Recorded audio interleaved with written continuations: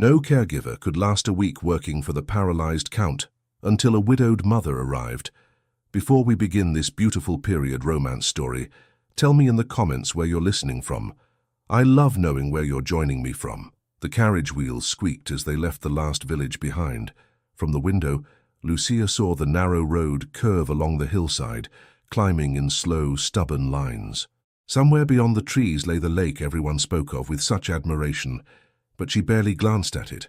Her thoughts were with the small boy at her side, who had fallen asleep with his head on her arm and his hand still clutching a wooden toy horse.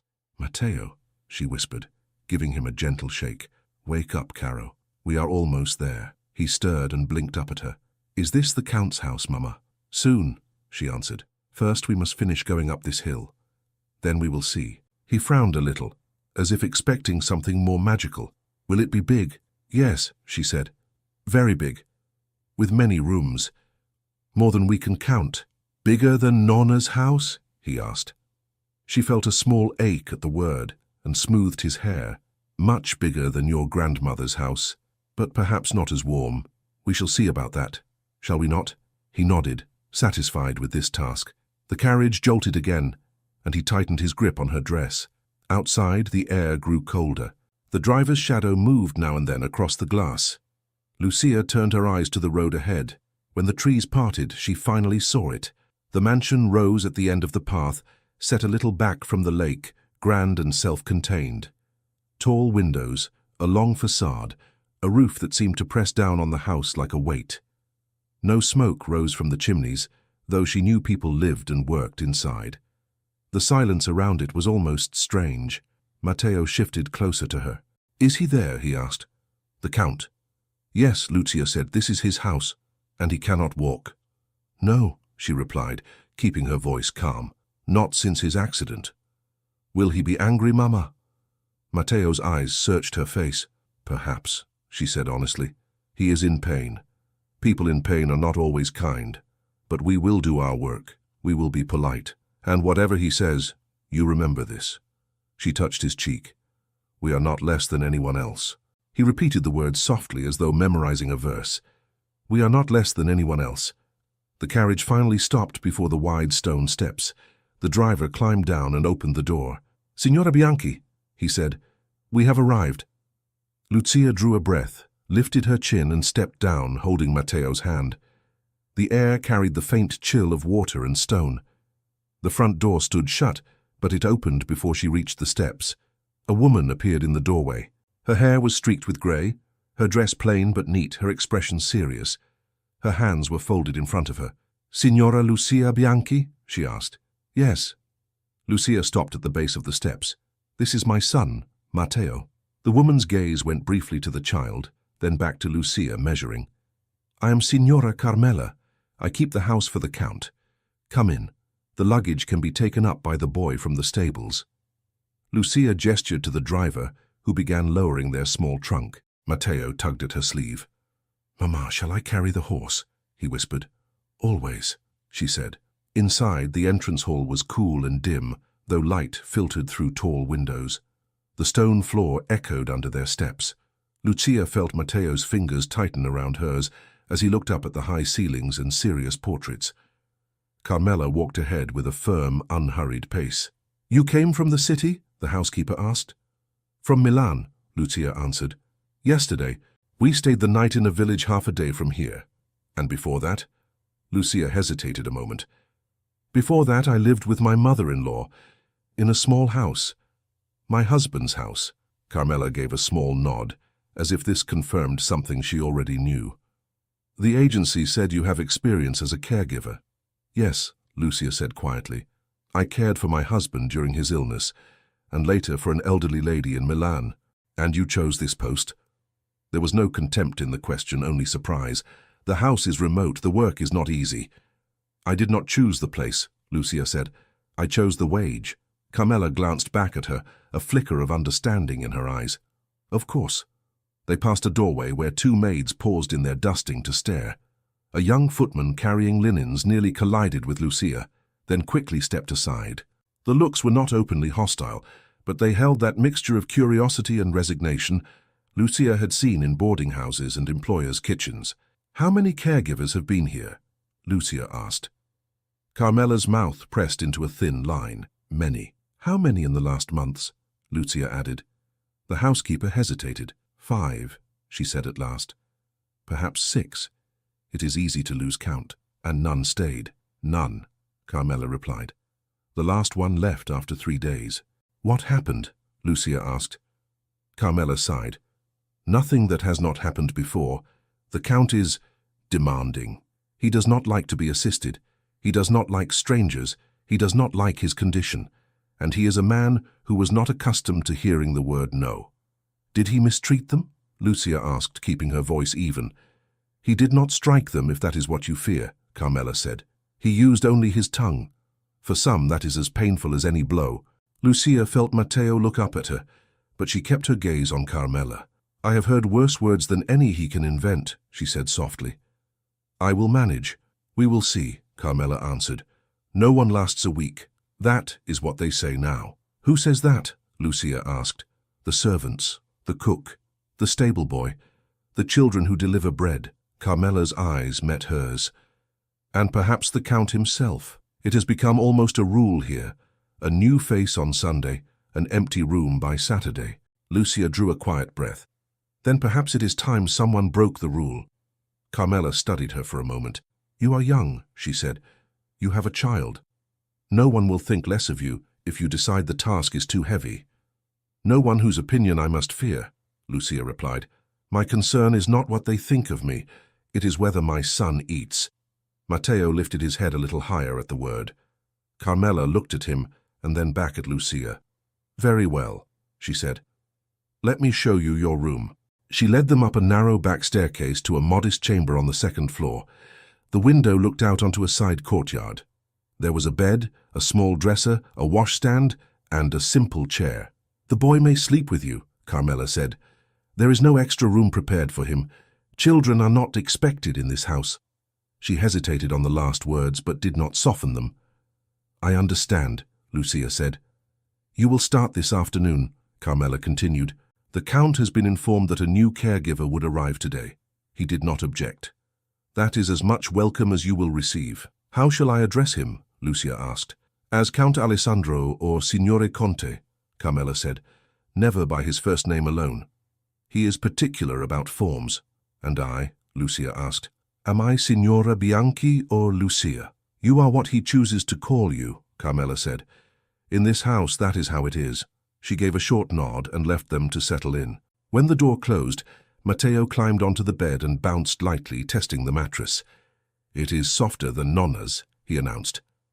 "Do not jump," Lucia said, though her tone was gentle. "We are guests here. Or rather, we are workers. Workers do not damage their employers' beds." "Will we stay long?" he asked. "As long as they pay me," she said. "As long as they let us."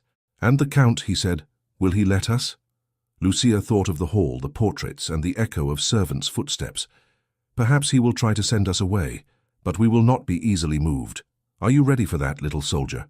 Matteo straightened his back. "Yes, Mamma." She pulled him close and kissed his forehead. "Good. Then we shall not be frightened by a man in a big house. Now help me open the trunk. We must look respectable." Later, when the bells from some distant church had struck midday, Carmela returned for her. "The Count is in his sitting room," she said. "He expects you." "May Matteo stay here?" Lucia asked. "He may come down to the kitchens," Carmela replied. "The cook will give him something to eat. But he is not to wander. Make sure he understands." Lucia knelt by the bed. "Matteo, you will go with Signora Carmela to the kitchen," she said. "You will sit quietly, and you will do as you are told. No running, no exploring. This is not our house." "Yes, Mamma," he said, though curiosity shone in his eyes. She took his face in her hands. "And remember, we are not less than anyone else. If someone speaks sharply, you stand straight. Do not answer back without respect, but do not hang your head." He repeated the words once more. She squeezed his small fingers, then released them. In the corridor outside, Carmela walked in silence beside Lucia. "There are rules," the housekeeper said at last. "The Count does not like noise. He does not like doors to slam. He does not like to be surprised. Announce yourself before you enter his rooms, Speak clearly. Do not attempt to move him without his consent. He will call if he wishes assistance. If he does not, do not insist." "And if he refuses all assistance?" Lucia asked. Carmela gave a small, tired shrug. "Then you will wait and watch him grow thinner and more angry, as we all do. You will offer water and medicine, and you will hope he accepts.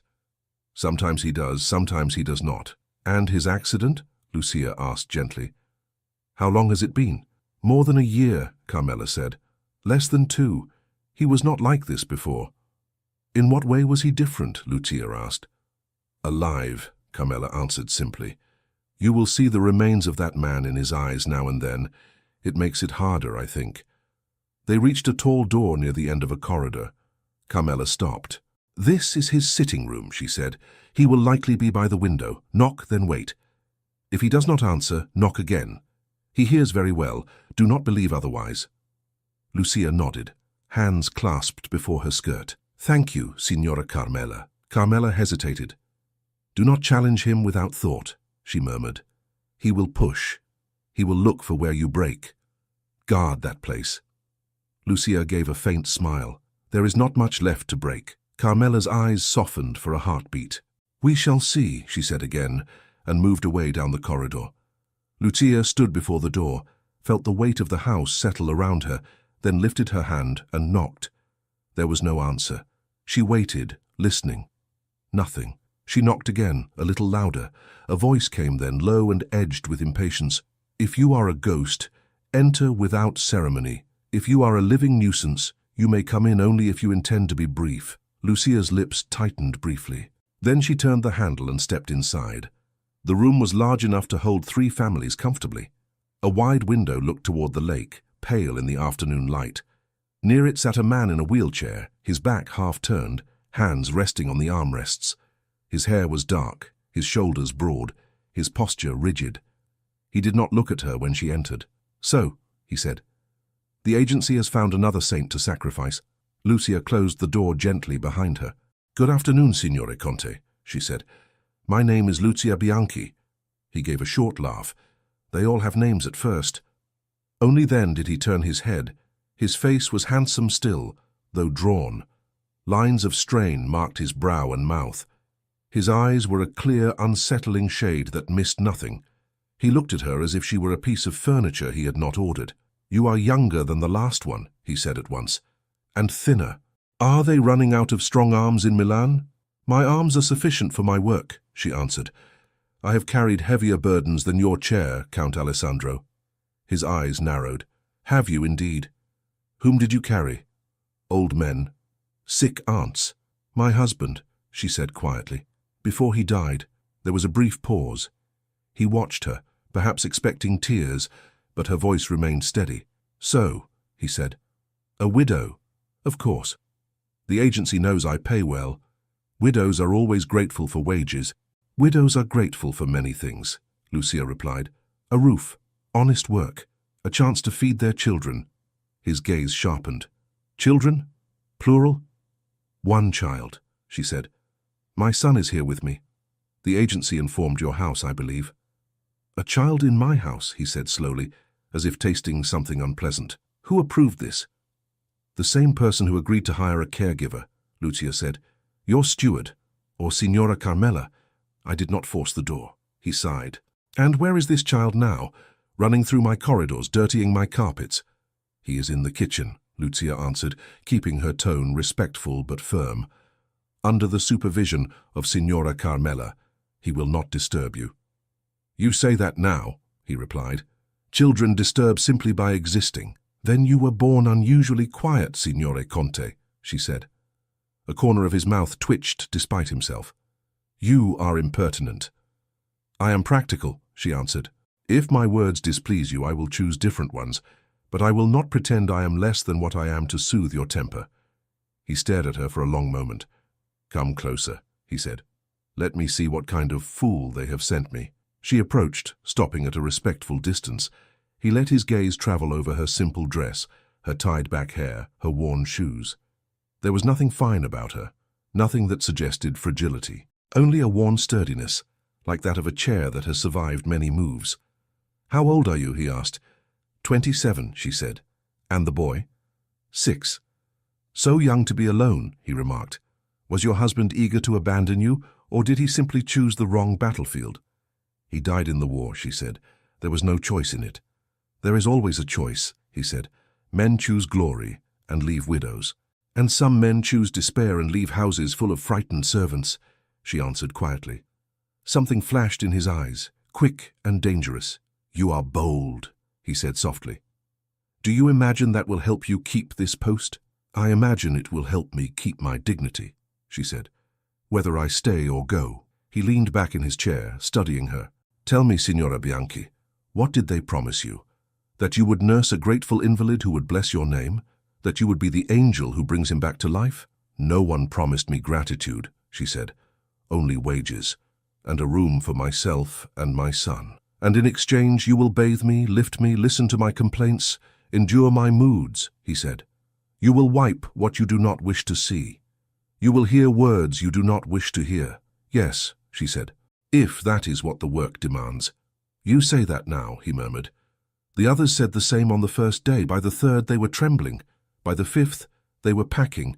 By the seventh, they swore they would rather starve than return. Then they had somewhere else to go, Lucia said. I do not. He tilted his head. Do you mean to tell me that there is no other door in all of Italy that would open for you? Perhaps there is, she said, but I have no time to knock on every door. I have found this one open. I intend to keep it so. He let the silence stretch. The ticking of a clock on the mantel filled the space between them. You think your need will make you stronger than the others, he said at last. I know it will, she answered. I have endured other people's charity. I have endured hunger. I have endured pity. Your anger does not frighten me. You should be frightened, he said softly. Why? She asked. Will you harm me? Will you strike me? I think not. You do not look like a man who lowers himself to that. One does not need fists to cause harm, he said. One can use words. One can use silence. I have lived with both, she said. I am still here. He gave a low, humorless laugh. You are not the first to come here with brave speeches, Signora Bianchi. I do not speak bravely, she said. I speak plainly. There is a difference. He turned his head away, looking at the lake. You will not last the week, he said. No one does. Then you will not mind if I stay until Saturday, she replied. After that we shall see. He looked back at her sharply. You presume you have the right to decide how long you remain in my house? I presume I have the right to fulfill the agreement made with your steward, she said. A week's trial, that is what I was told. You presume much, he said. I presume enough to stand on my own feet, she answered. If at the end of the week you wish me gone, I will leave. But until then, I will do the work for which I have come. He watched her with something like irritation and something like curiosity. Come here, he said. Take this blanket. The wool blanket lay folded over the side of his chair. He had pushed it down with one hand and it hung awkwardly. Do not tell me you cannot manage a blanket, he added. She stepped forward, adjusted the blanket over his legs with careful efficiency. Too tight, she asked. Do not ask me if I am comfortable, he said sharply. I am never comfortable. We shall both accept that and save our breath. She straightened the blanket once more, ignoring the sting in his tone. Very well. I will ask instead whether you are cold. I am not a child, he snapped. That was not my question, she replied. He closed his eyes for a moment. No, he said. I am not cold. She moved back a step. Would you like water? No. Your medicine? No. A book? He opened his eyes. Do you always insist so? He asked. I offer what I can, she said. You are free to refuse, that is all. He shook his head. Sit down, he said. There is a chair by the wall. As long as I am cursed with your presence, we may as well not waste all of it in silence. Tell me, did you love your husband? The chair scraped softly as she brought it nearer. Yes, she said simply. Enough to mourn him? He asked. Enough to miss him every day, she replied. Enough to wish sometimes that he had not gone. And yet you live, he said. And yet I live, she answered. Do you regret his death? He asked. She paused, choosing her words. I regret the war, she said. I regret the letter that came instead of him. But I do not regret loving him. Even pain can be a memory of something worth having. He looked at her with a shadow of something like respect. "You speak as if you are older than you are. Grief adds years," she said. "So does disgrace," he answered. She looked at him more closely. "Is that what you feel, disgrace?" He stiffened. "You forget your place." "You asked," she reminded him. He turned his chair slightly away, closing himself off. "That will be all for now," he said. "You may go and see to your child. Tell the housekeeper I wish no dinner companion tonight." "You do not wish me to assist you with anything else?" she asked. "No," he said. "Unless you know how to make a man stand who prefers to remain seated. Do you have that skill, Signora Bianchi?" "No," she replied quietly. "I only know how to stay when others leave." "Words," he muttered. "Just words." "Perhaps," she said. "We will see what they become by Saturday." His hand tightened on the armrest. "Do not presume you will be here on Saturday," he said. "I may have you dismissed today." "You may," she agreed. "If you do, I will find another road. But until you speak the words to send me away, I will consider myself in your service." He stared at her as if measuring how far she would go. "Leave," he said at last. "Your presence is tiresome." She inclined her head. "As you wish, Signore Conte." She walked to the door, opened it and paused. "For what it is worth," she said without turning. "I do not think your anger is aimed at me. I will try to remember that when you speak." "Do not presume to understand me," he said, his voice sharper than before. "I do not," she replied. "Not yet." Before he could answer, she slipped out and closed the door gently behind her. The corridor felt strangely narrow after the room. Lucia drew a breath and steadied herself, then made her way back toward the servants' staircase. In the kitchen, the air was warmer, filled with the smell of bread and simmering broth. Matteo sat at a corner table with a bowl in front of him, swinging his feet. "Mamma," he said, brightening. "Did you see the Count?" "Yes," she said, going to him. "I saw him. Is he very terrible?" Matteo asked in a hushed tone. She smiled faintly and brushed a crumb from his chin. "He is a man who has forgotten how to be anything but angry," she said. "That is all. Will we stay?" he asked. "Yes," she said. "We will stay." Carmela, standing near the stove, watched her. "Did he treat you badly?" the housekeeper asked. "He treated me as he treats everyone, I think," Lucia said. "But I am still here." "For now," Carmela said. "Do not count on more than a day at a time in this house." "Very well," Lucia replied. "Then today I am here. Tomorrow we shall see. And as for the week," she let the thought hang, but inside she tightened her resolve. A week meant food in her son's belly, coins in her hand, a roof over their heads. She would not surrender that to a stranger's bitterness. As evening fell, the house settled into its peculiar quiet. After a simple supper in the servants' quarters, Lucia bathed Matteo in a small basin in their room, dried him with care, and helped him into his nightshirt. He sat on the bed, knees drawn up, looking around the unfamiliar room. "Will he shout at you again tomorrow?" he asked. "Perhaps," she said, tucking the blanket around him. "But I have heard shouting before." "What will you do?" he asked. "I will listen," she said, "and then I will do what must be done. That is what mothers do." He studied her face. "Are you afraid, Mama?"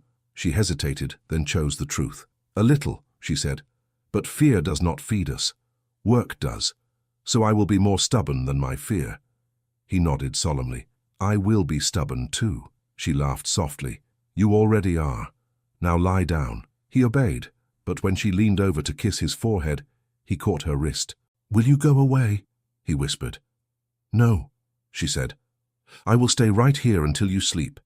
And tomorrow when you wake up, I will still be here. Do you trust me?"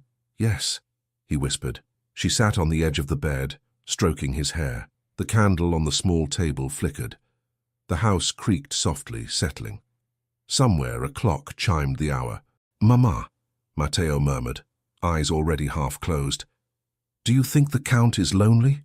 She looked at the wall, as if she could see through it, across corridors and doors, to the man sitting alone in his chair. "I think he is," she said. "Perhaps more than he knows." "Then maybe we should stay," Matteo said drowsily.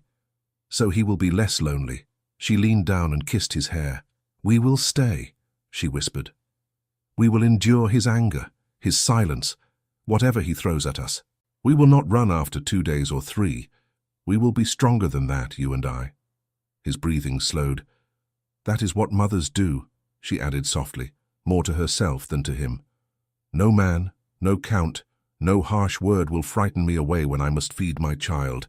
Not in a week, not in a day." In his sitting room on the other side of the house, Alessandro sat in the dim light, the blanket heavy over his useless legs. The silence pressed on him from all sides. He had sent away the tray with his dinner almost untouched. The words of the new caregiver echoed in his mind, unwanted but stubborn. He reached for the wheels of his chair, turned it slightly toward the door, then stopped. A faint sound drifted through the corridor, a woman's low voice, a child's softer replies. He could not make out every word, but the tone reached him, gentle and steady, like a hand on a fevered brow. "We will stay. We will not run. No man frightens a mother who must feed her child." The words came to him in fragments, carried by the quiet of the house. He closed his eyes, his jaw tightening. Something unfamiliar stirred beneath the crust of his bitterness, something like discomfort, almost like shame. "No one lasts a week," he muttered to himself, as if repeating a charm that had always worked. But the memory of her voice did not leave. Alessandro opened his eyes and stared into the shadowed room, hearing again that stubborn promise from down the corridor, and thought, "We will see if she still says that after 7 days." The next morning came with pale light at the window and the sound of someone calling in the courtyard below. Lucia woke at once the way she had learned to wake when her husband coughed in the night. Beside her, Matteo slept curled like a kitten, his hand still wrapped around his toy horse. She touched his shoulder. "Wake, my heart," she said softly. "We must not keep a count waiting." He blinked up at her. "Already?" "Already," she said. "Work begins early in great houses, or so they like to pretend." He rubbed his eyes. "Will you see him again?" "Yes." "Will he shout?" "Perhaps," she admitted. "If he does, I will still stand, and you will eat your breakfast, no matter what noise comes from the upper floors. Do you understand?" He nodded, though uncertainty clouded his eyes. She kissed his forehead and rose, quickly dressing in her plain dark dress and apron. She tied her hair back and washed her face in cold water. When she caught her reflection in the small bit of mirror above the basin, she saw the same determined mouth and tired eyes. It would have to do. In the kitchen, Carmela handed Matteo a piece of bread and a cup of warm milk. The cook eyed Lucia with open curiosity. "So, you are still here," the cook said. "That is more than I expected." "It has only been 1 night," Lucia answered, taking her own small cup. "Even rabbits do not flee in the dark." The cook snorted. "Give it time." Carmela took a cloth from a shelf and handed it to Lucia. "The Count is usually awake by now," she said. "He does not ring for anyone, but if you bring his breakfast and offer it, he may accept, or he may send it back untouched. Do not take it personally if he does." "I will not," Lucia said. "May I ask one thing?" "Yes," Carmela said. "If he refuses his food, what then?" "Then we wait until midday," Carmela answered. "Sometimes hunger persuades him more than reason." Lucia nodded. "Then I shall carry the tray and let hunger fight on my side." She balanced the tray carefully and carried it up the back stairs, the porcelain cups clinking softly. At the door of his sitting room, she paused and knocked. "Enter," came his voice, sharp and sudden. She stepped in. The room looked much the same as the day before. He sat by the window, already dressed, eyes on the lake. "You are early," he said without looking at her. "Morning is the best time for meals and for work," she answered. "I brought coffee and bread." "I did not ask for them," he said. "No," she agreed, "but your body did." He turned his head a fraction. "My body does many things without my consent. That does not mean I must obey it." "I would not speak of obedience between you and your own body," she said. "Only of kindness." He gave a short, humorless laugh. "Kindness? You think kindness will cure me?" "No," she said, "but it might make the days less hard to endure." "And what do you know of hard days, Signora Bianchi?" he asked. "You have seen 27 summers. I have seen more." "Summers do not measure pain," she replied, "only candles and calendars." He watched her a moment, then gestured toward a small table near him. "Put the tray there. If I decide I wish to eat, I will call you." "I can help you now," she offered. "A cup is not heavy, but it is more easily lifted with 2 hands than 1. His jaw clenched. "I still have 2 hands," he said. Yes, she said quietly, but only one is free if you do not wish to spill. His gaze sharpened. You saw that? I saw the stain on the rug, she said. The maid will receive the scolding meant for your pride. It is unjust. He flinched almost imperceptibly. You observe too much.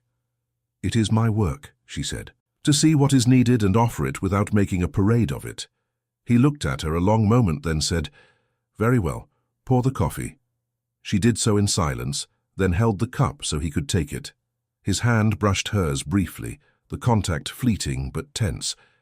You see, he said, I can drink without assistance. Of course, she said, you do not need me for everything. I would not wish you to. Then why are you here? He asked. To do what you cannot do alone, she replied, and sometimes to do what you will not admit you need help to do. He took a sip, watching her over the edge of the cup. Do not imagine yourself my equal in this room, Signora Bianchi. You are hired to serve. I am fully aware, she said, but even a servant has eyes and ears and a mind. You cannot dismiss them when you put coins in her hand. Most employers prefer not to see that much in the people they hire, he said. Most employers prefer not to see many things, she answered. That does not make those things disappear. He did not reply. She stepped back, giving him space. After you finish your coffee, she said, the doctor recommended you try a few stretches with your legs. I can help you with that. He believes it may ease the stiffness. The doctor believes many things, Alessandro said, most of them useless. Have you tried them long enough to know? She asked. His eyes flashed. You imply that I have not done my part. I do not know what you have or have not done, she said. I only know that doctors give advice to be followed. If it proves useless, then you may curse it with a clear conscience. If you refuse from the start, you will always wonder. You presume to tell me how I should think, he said. I presume nothing, she said. I am here. You are here. Between us there is work. I am concerned only with that. He drank his coffee in silence. When the cup was nearly empty, he set it back on the saucer with a small sigh. Bring the blanket, he said. We will try your precious exercises. She moved without delay, folding the blanket aside and helping him shift his legs carefully. His jaw clenched with each movement, but he made no sound. Does it hurt? She asked. Of course it hurts, he said through his teeth. Pain is how I know they are still attached. If it becomes too much, do not tell me when it is too much, he cut in. I will tell you. You will, she agreed softly. But I must ask. They moved through the exercises slowly. She lifted, supported, counted quietly. 1, 2, 3. Your voice is like a metronome, he said. Does it disturb you? She asked. It reminds me that time passes, he said. That alone is disturbing.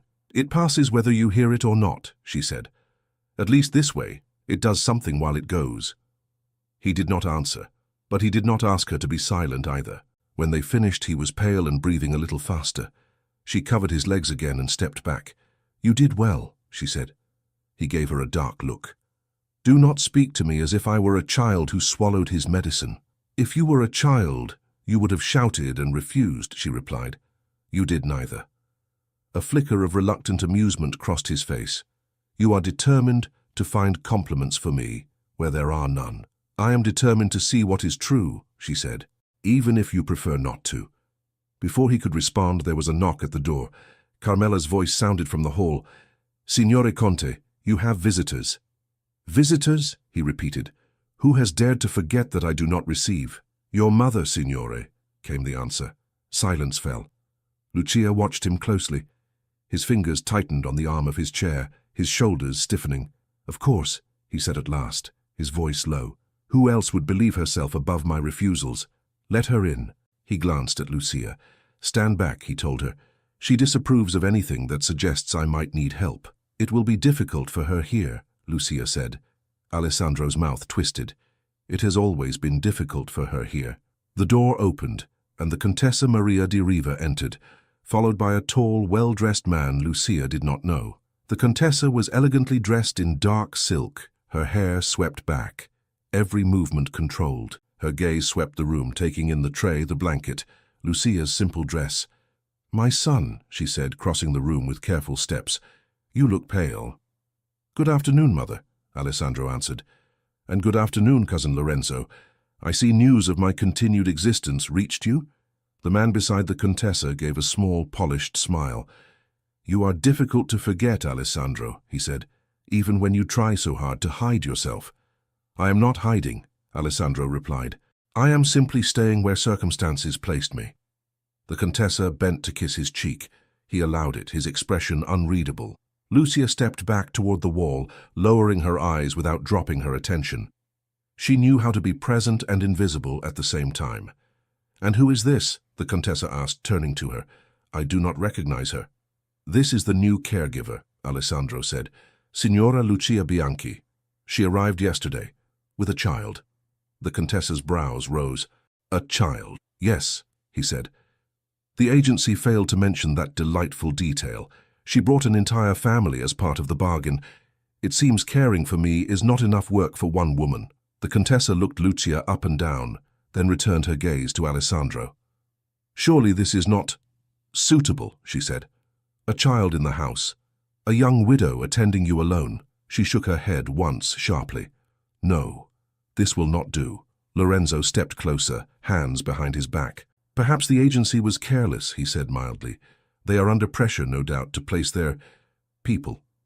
Lucia kept her voice quiet. The agency informed Signora Carmela that I have a son, she said. I was told the arrangement was acceptable. It may have been acceptable for the housekeeper, the Contessa replied. It is not acceptable for me, or for my son. She turned back to Alessandro. You should have been told, Alessandro. This is an intrusion. Everything is an intrusion to me now, he said. Food, light, fresh air. Why not add a widow and her child? The Contessa ignored the edge in his tone. You need proper care, she said. Discreet, controlled. Someone older, someone calmer. I have seen calm caregivers, Alessandro said. They lasted 3 days each. And what makes you think this one will last longer? Lorenzo asked lightly. Her determination? Her poverty? Lucia felt a flush rise to her cheeks, but kept her gaze steady. I am not shy of work, signore, she said, nor of long days. Lorenzo's eyes rested on her face.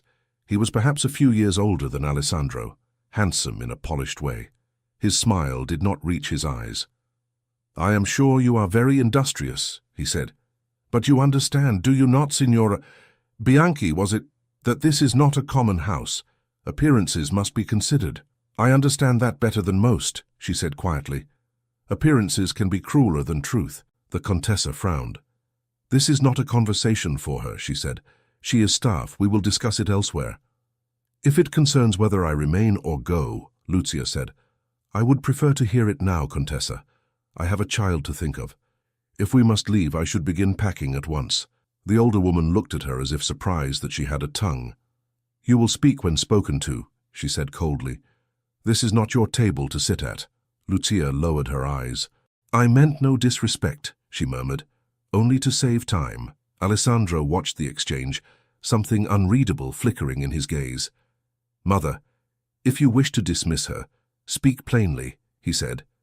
You have never needed many words to cut a string. The Contessa drew herself up. Very well, she said. Signora Bianchi, I am sure you are a respectable woman. I do not accuse you of anything improper. But this position is not appropriate for a young widow with a child. You will be constantly in my son's private rooms. People will talk, they already talk. I will gladly pay your wages for the week, and you may seek work elsewhere. There are many households in need of help. This one is not the place for you. Lucia's chest tightened. For a moment, the careful calm she wore threatened to tear. She thought of the road back down the hill, the empty pockets, the small hand that trusted hers.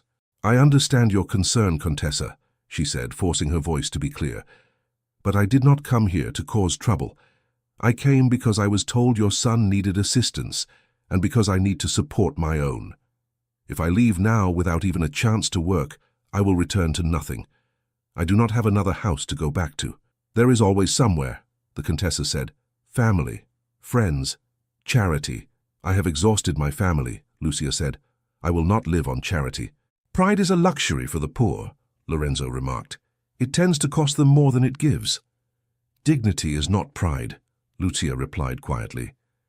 It is what keeps us from crawling. The Contessa's eyes flashed. Enough, she said. You forget yourself. Alessandro, tell her to go.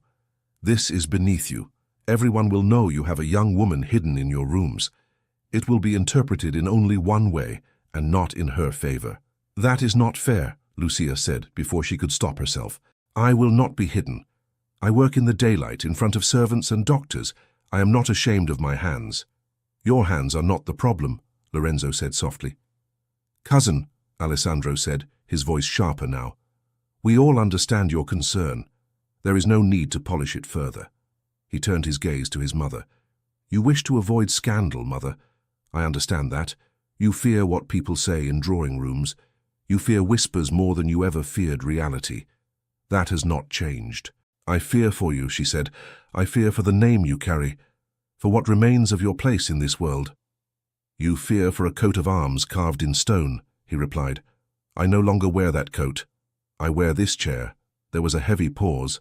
Lucia looked from one to the other, feeling as if they stood on either side of a river she could not cross. If you tell me to go, Signore Conte, she said quietly, I will go. I will knock on other doors. Perhaps one of them will open. But if you dismiss me only to soothe other people's tongues, weigh their comfort against my son's hunger. That is all I ask. The room held its breath. The Contessa tightened her shawl around her shoulders. She speaks as if her problems were our fault, she said. We did not make her a widow. No, Lucia said. War did that.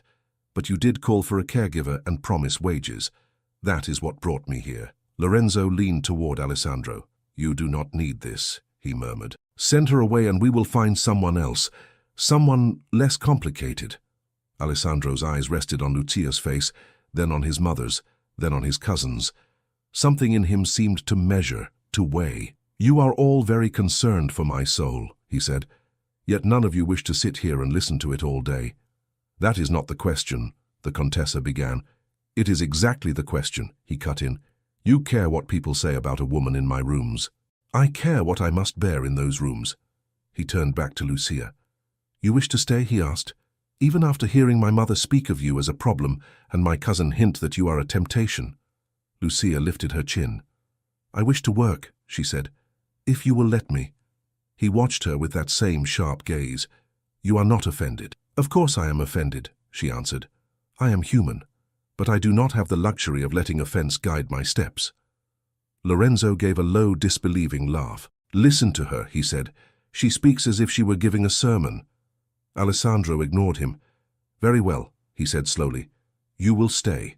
His mother stared at him. Alessandro, he raised a hand. Do not trouble yourself. She will not last a week. None of them do. Let the house have its game. We will see how long her dignity survives my company. Lucia felt the humiliation in the words, but also something else. An odd kind of protection. He had not spoken kindly, but he had kept her from being dismissed on the spot. The Contessa's lips pressed together. You make light of this, she said. You take pleasure in being difficult. I take pleasure in very little, he replied. Allow me this one diversion. Let us see if poverty can withstand insult longer than comfort did. Lorenzo shook his head, smiling faintly. Very well, he said. If this amuses you, cousin, I will not stand in the way. But remember, when gossip reaches us, that we warned you. I remember everything, Alessandro said. He turned his chair a little toward the window, as if dismissing the matter. The audience is over, he said. You may all return to your own lives. I will remain with mine. The Contessa gave Lucia one last cold look, then swept from the room with Lorenzo following at her side. The door closed behind them. Silence settled. Lucia stood still, hands clasped, feeling the heat in her face. You heard him, she thought. He kept you for sport. But sport or not, it meant food and shelter for Matteo, at least for now. She swallowed hard. Thank you, Signore Conte, she said quietly, for allowing me to remain. Do not thank me, he said without turning. I did not do it for you. I know, she replied. You did it to prove a point. Exactly, he said. You are a piece in a game. Do not mistake that for kindness. I do not, she said. Kindness would not call me a diversion. He looked at her then, perhaps surprised by her frankness. And yet you stay, he said. And yet I stay, she replied. Because my son cannot eat your words. A strange, short sound escaped him, half laugh, half something else. You are insolent, he said softly. Perhaps, she said, but I am also punctual. I will return this afternoon for your exercises. She turned and left before he could answer, her back straight. Outside, in the corridor, her knees suddenly felt weak. She pressed her hand against the wall and closed her eyes for a moment. Carmela appeared at the end of the hall. Well? The housekeeper asked. He decided I may stay, Lucia said. Carmela's brows rose. That is unexpected. He wishes to prove that I will not last the week, Lucia said. He has made me into a test. Carmela's mouth softened. He makes tests of everyone, she said. Do not let that trouble you more than it must. It troubles me enough, Lucia said, but not enough to leave. Later that day, when the house had quieted and the sun hung lower in the sky, Lucia carried a book to Alessandro's sitting room. Carmela had told her he sometimes asked to be read to, though he rarely admitted enjoying it. She knocked and entered at his short command. I brought a book, she said. Would you like to hear it? I do not need to be read to, he said. I can read. Yes, she replied. But reading alone is not the same as hearing another voice. It might distract you from your boredom. He eyed the book. What is it? Poems, she said, by a man who died before you were born. He wrote about things he never managed to live. Perhaps you will find that amusing. Or irritating, he said. Very well, sit.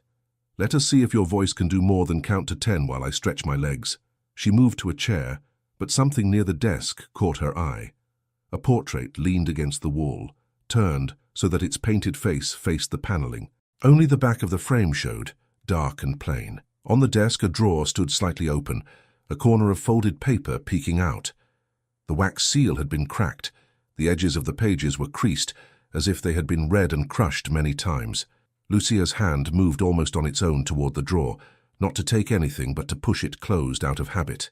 Do not touch that, Alessandro snapped. She froze and withdrew her hand. I beg your pardon, she said. The drawer was open. You thought you might tidy what you do not understand, he said sharply. Leave it. Of course, she said. She moved back toward her chair, but her gaze flicked once more to the hidden portrait, to the papers stuffed in the drawer. The anger in his voice was not the same as before. It was sharper, almost fearful. She opened the book on her lap and began to read, her voice calm. But in her mind, a new thought had taken root. Some hurt deeper than illness lived in this room. Some story hung on the backside of a portrait and the edges of torn letters. As her voice filled the silence, Lucia understood that the Count's bitterness had not been born with his accident, and she wondered what wound lay behind that hidden portrait and those crumpled letters. The poems became part of their days. At first, Alessandro listened with a frown, arms crossed, gaze fixed out the window while Lucia read. He called some verses foolish, others sentimental. He scoffed when a poet spoke of storms and destiny, of broken men who rose again. Rubbish, he would say. Real storms do not write poems after they pass. They leave mud and broken roofs and silence. And broken roofs can be mended, Lucia would answer. Silence can be filled. By poets, he would ask. By stubborn people, she said. Sometimes they are the same thing. He never asked her to continue, but he did not ask her to stop either. Day by day, the rhythm of the house bent around a new routine. Morning exercises, awkward but steady. Short walks for Matteo in the kitchen garden, always under Carmela's watchful eye. Midday rest. Afternoon reading. Your voice is tolerable, Alessandro remarked once. I have heard worse. That is high praise, Lucia replied. Shall I sew it on a banner? Do not be impertinent, he muttered. She smiled to herself and turned the page. Matteo saw little of the Count at first. Carmela kept him below stairs, teaching him where he could sit, where he could not go, how softly he must walk. Why may I not see him? He asked his mother one evening as she buttoned his shirt after washing him. Because he is not used to children, Lucia said, and he is in pain. Pain makes people impatient. I would not make noise, Matteo insisted. I can be quiet as a mouse. You are many things, my love, she said, but not a mouse. Still, perhaps one day he will be ready to see you. That day came sooner than she expected. It happened 3 mornings later. Lucia had gone to fetch fresh water from the corridor basin when Matteo, who had been sitting on a bench near the stairs with a piece of bread, saw her pass and slipped after her, his bare feet barely tapping on the floor. "Mamma," he whispered, "I want to help." "You can help by staying where you are," she told him gently. "Go back, Matteo. I will not be long." But a sudden sound from behind her made her turn. The door to Alessandro's room had opened wider. His chair sat closer to the threshold than usual, turned a little toward the hallway. "I rang the bell twice." His voice came sharp. "Do you intend to answer only on feast days?" Lucia set the pitcher down. "I am here," she said. "I was fetching water." "And leaving me to die of thirst in the meantime?" he asked. "No," she said calmly. "Only to wait a little. You are very much alive, Signore Conte. I doubt 2 minutes more would change that." He opened his mouth to respond, but his eyes shifted past her and narrowed. "What is that?" he demanded. Lucia turned. Matteo stood frozen halfway to her, his bread clutched in his hand, crumbs decorating his chin. His eyes were wide. "That," Alessandro repeated, "is the child." "Yes," Lucia said. "This is my son. Matteo, greet the Count." Matteo swallowed and bowed his head a little. "Good day, Signore Conte," he murmured. Alessandro stared at him. "Has no one told you," he said slowly, "that this floor is not for children?" "Yes, Signore," Matteo whispered. "And yet here you are," Alessandro said. "Yes," Matteo repeated, his voice smaller. Lucia stepped slightly in front of him. "The fault is mine," she said. "I told him to return downstairs. He followed me instead. He means no harm." "I do not care what he means," Alessandro said. "I care that I am not a spectacle for children's curiosity." Matteo flinched. "He is not a spectator," Lucia said. "He is 6 years old. He saw his mother and came after her. It is what children do." "They do as they are taught," Alessandro snapped. "Teach him better." Matteo's chin quivered. Lucia felt a heat climb her chest. "We will go," she said evenly. "Come, Matteo." She reached for his hand. He grabbed it, still staring at the Count. "Is it true you cannot walk at all?" he blurted, the question escaping before fear could stop it. "Matteo," Lucia said sharply. "That is enough." But Alessandro's eyes had fixed on the boy now, hard. "Yes," he said. "It is true. Do you find that entertaining?" Matteo shook his head fast. "No, signore. I think it must hurt." "It does not hurt," Alessandro said. "It is worse than hurt. Pain reminds you something is still there. This is nothing." Matteo looked down at the Count's covered legs, then up at his face. "I am sorry," he said. "I do not need your pity," Alessandro replied. "It is not pity," Matteo said in a rush. "Mamma says, she says sometimes people say angry things because their heart is tired. She told me not to be afraid of that." "Matteo," Lucia breathed, mortified. Alessandro's gaze slid to her again, sharp as a blade. "Did she?" he asked. Lucia swallowed. "Yes," she said.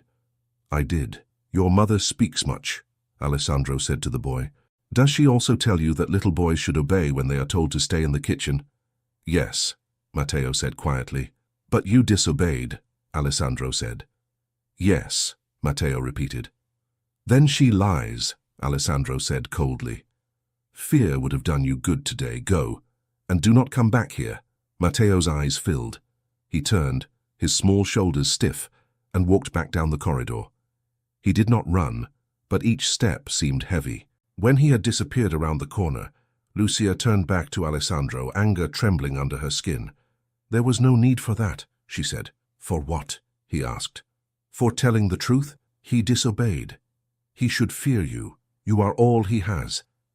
If he learns now that disobedience brings consequences, he may survive this world better than I did. Fear is not the only teacher," she said tightly, "and you know nothing of what he has already survived." "I know he is a child," Alessandro replied. "Children adapt.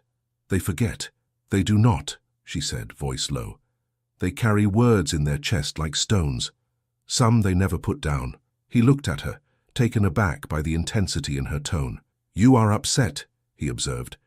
"You said my anger does not frighten you." "Your anger does not," she said. "Your cruelty to a child does." "I was not cruel," he said. a faint, defensive edge entering his voice. I did not shout. I did not strike him. I answered his question honestly. You used him to wound me, she said. That is not honesty, it is aim. He inhaled, held it, then let it out slowly. Perhaps you should leave, he said. You are no use to me when you are offended. She looked into his face and saw beneath the hardness something like shame.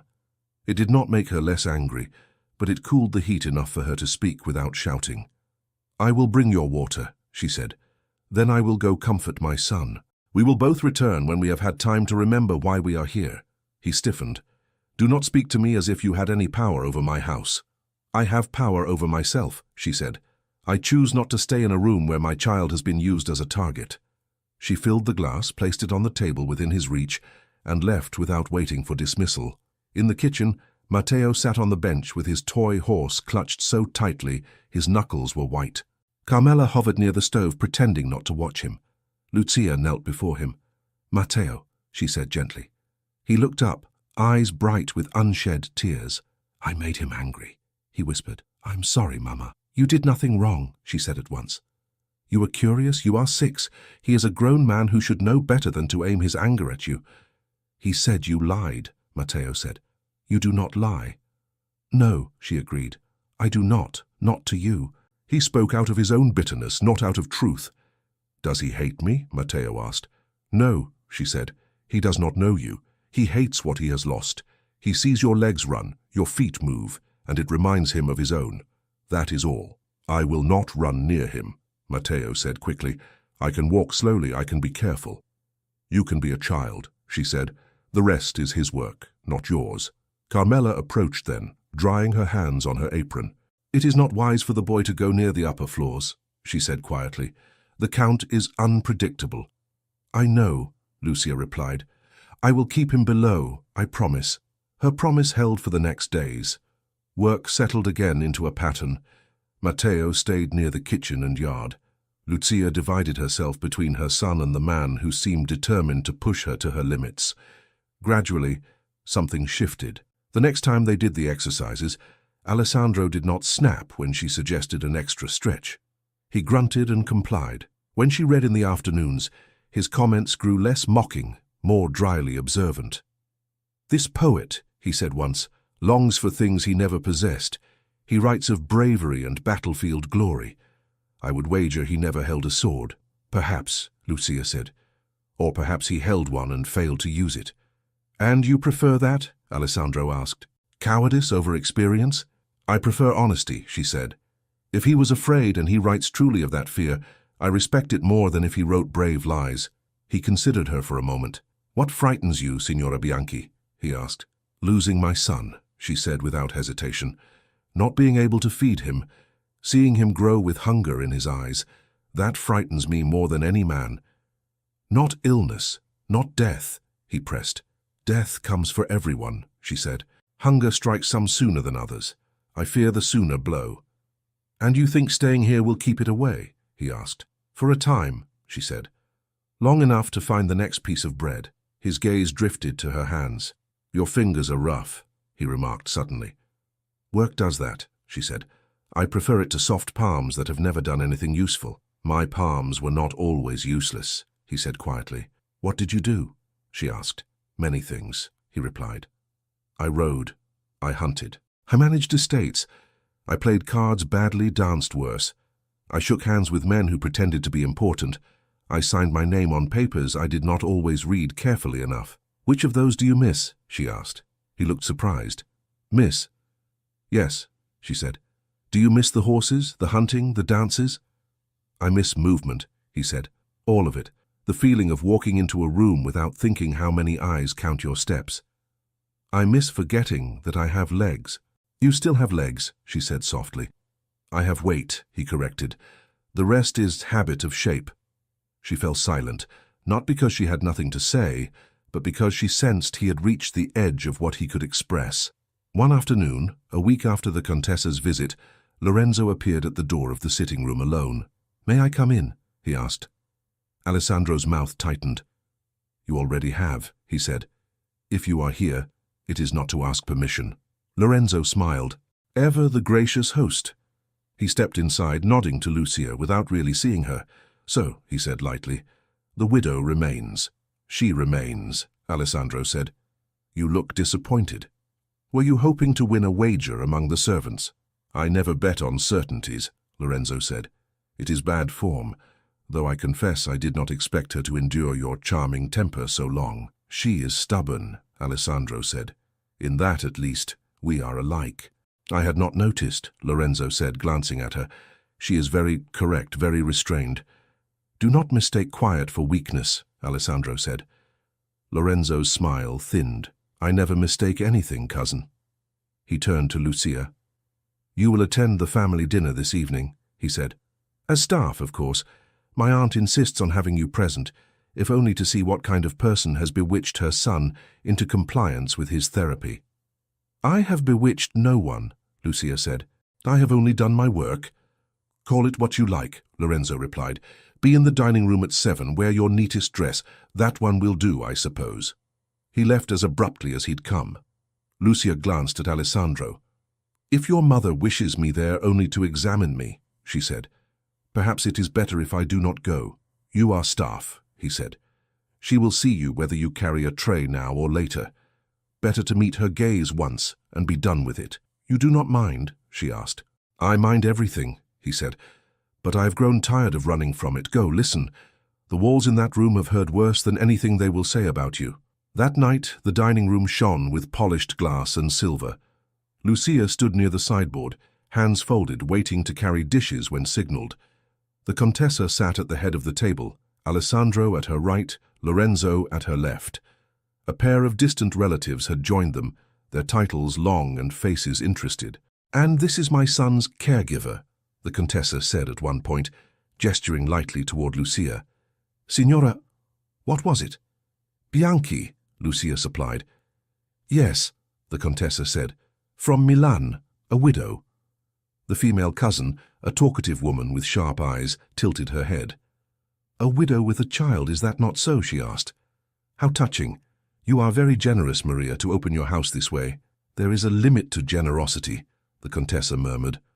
Lorenzo smiled. "My aunt is kindness itself," he said, "though sometimes kindness must be guided by prudence. One would not wish strangers to misunderstand the presence of a young woman in a gentleman's private rooms." The male cousin chuckled. "People misunderstand anything given time," he said. "You cannot control tongues." "One can avoid giving them material," the Contessa replied. Lucia kept her eyes lowered, but she heard every word. "And how do you find your employment, Signora Bianchi?" the female cousin asked, in a tone that suggested she already knew the answer she wanted. "I find it honest," Lucia said. "I do what I am paid to do. The Count endures what he must endure. We each keep our part." "How dreary," the woman said lightly. "I hope he is not too frightful a patient." "He is in pain," Lucia said simply. "People in pain are often sharp." "Sharp," Lorenzo repeated, amused. "That is a gentle word for my cousin's temper." "Words are all I have," Lucia said. Lorenzo's eyes glinted. "Some women have more than words to offer their employers," he said, the phrase smooth, almost casual. The cousin laughed behind her napkin. The Contessa's lips pressed tight. Lucia felt heat in her cheeks but did not look up. "Careful, Lorenzo," the male cousin said. "You will make the lady blush." "Some blushes are earned," Lorenzo replied. At that moment, Alessandro's hand moved. He set his glass down with a deliberate sound. "That is enough," he said. The voices around the table fell quiet. "You invited me to dinner," he said to his mother, his gaze steady. "You insisted I come down, so that you might parade me like a relic and reassure yourselves that I have not yet entirely vanished. I agreed against my better judgment, but I will not sit at this table while my employee is insulted in front of me." "No one is insulting her," the Contessa said quickly.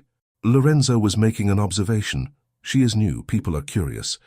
"People are cruel," Alessandro corrected. "Curiosity is rarely polite." He turned to Lorenzo.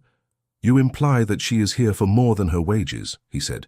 "You imply that I, a cripple in a chair, have need of entertainment beyond poetry and pain. You insult her, and you insult me in one breath. Clever, cousin, but untrue." Lorenzo's smile tightened. "I meant no offense," he said smoothly. I merely worry about appearances as any friend would. You are vulnerable to gossip. I am vulnerable to gravity, Alessandro said. Gossip cannot do worse than the ground has done. And as for appearances, let people say what they will. I have heard worse whispers since my accident than any you could invent. The Contessa reached for his arm. Alessandro, my dear, calm yourself. You are upsetting everyone. I am upsetting you, he said, because you would rather see her gone than admit she has done more for me in 1 week than all your dignified, discreet nurses did in 2 years. Lucia's heart thudded. She kept her gaze trained on the tablecloth, but her ears rang. She does her work, Alessandro continued. She listens when I speak and does not faint when I do not. That is all.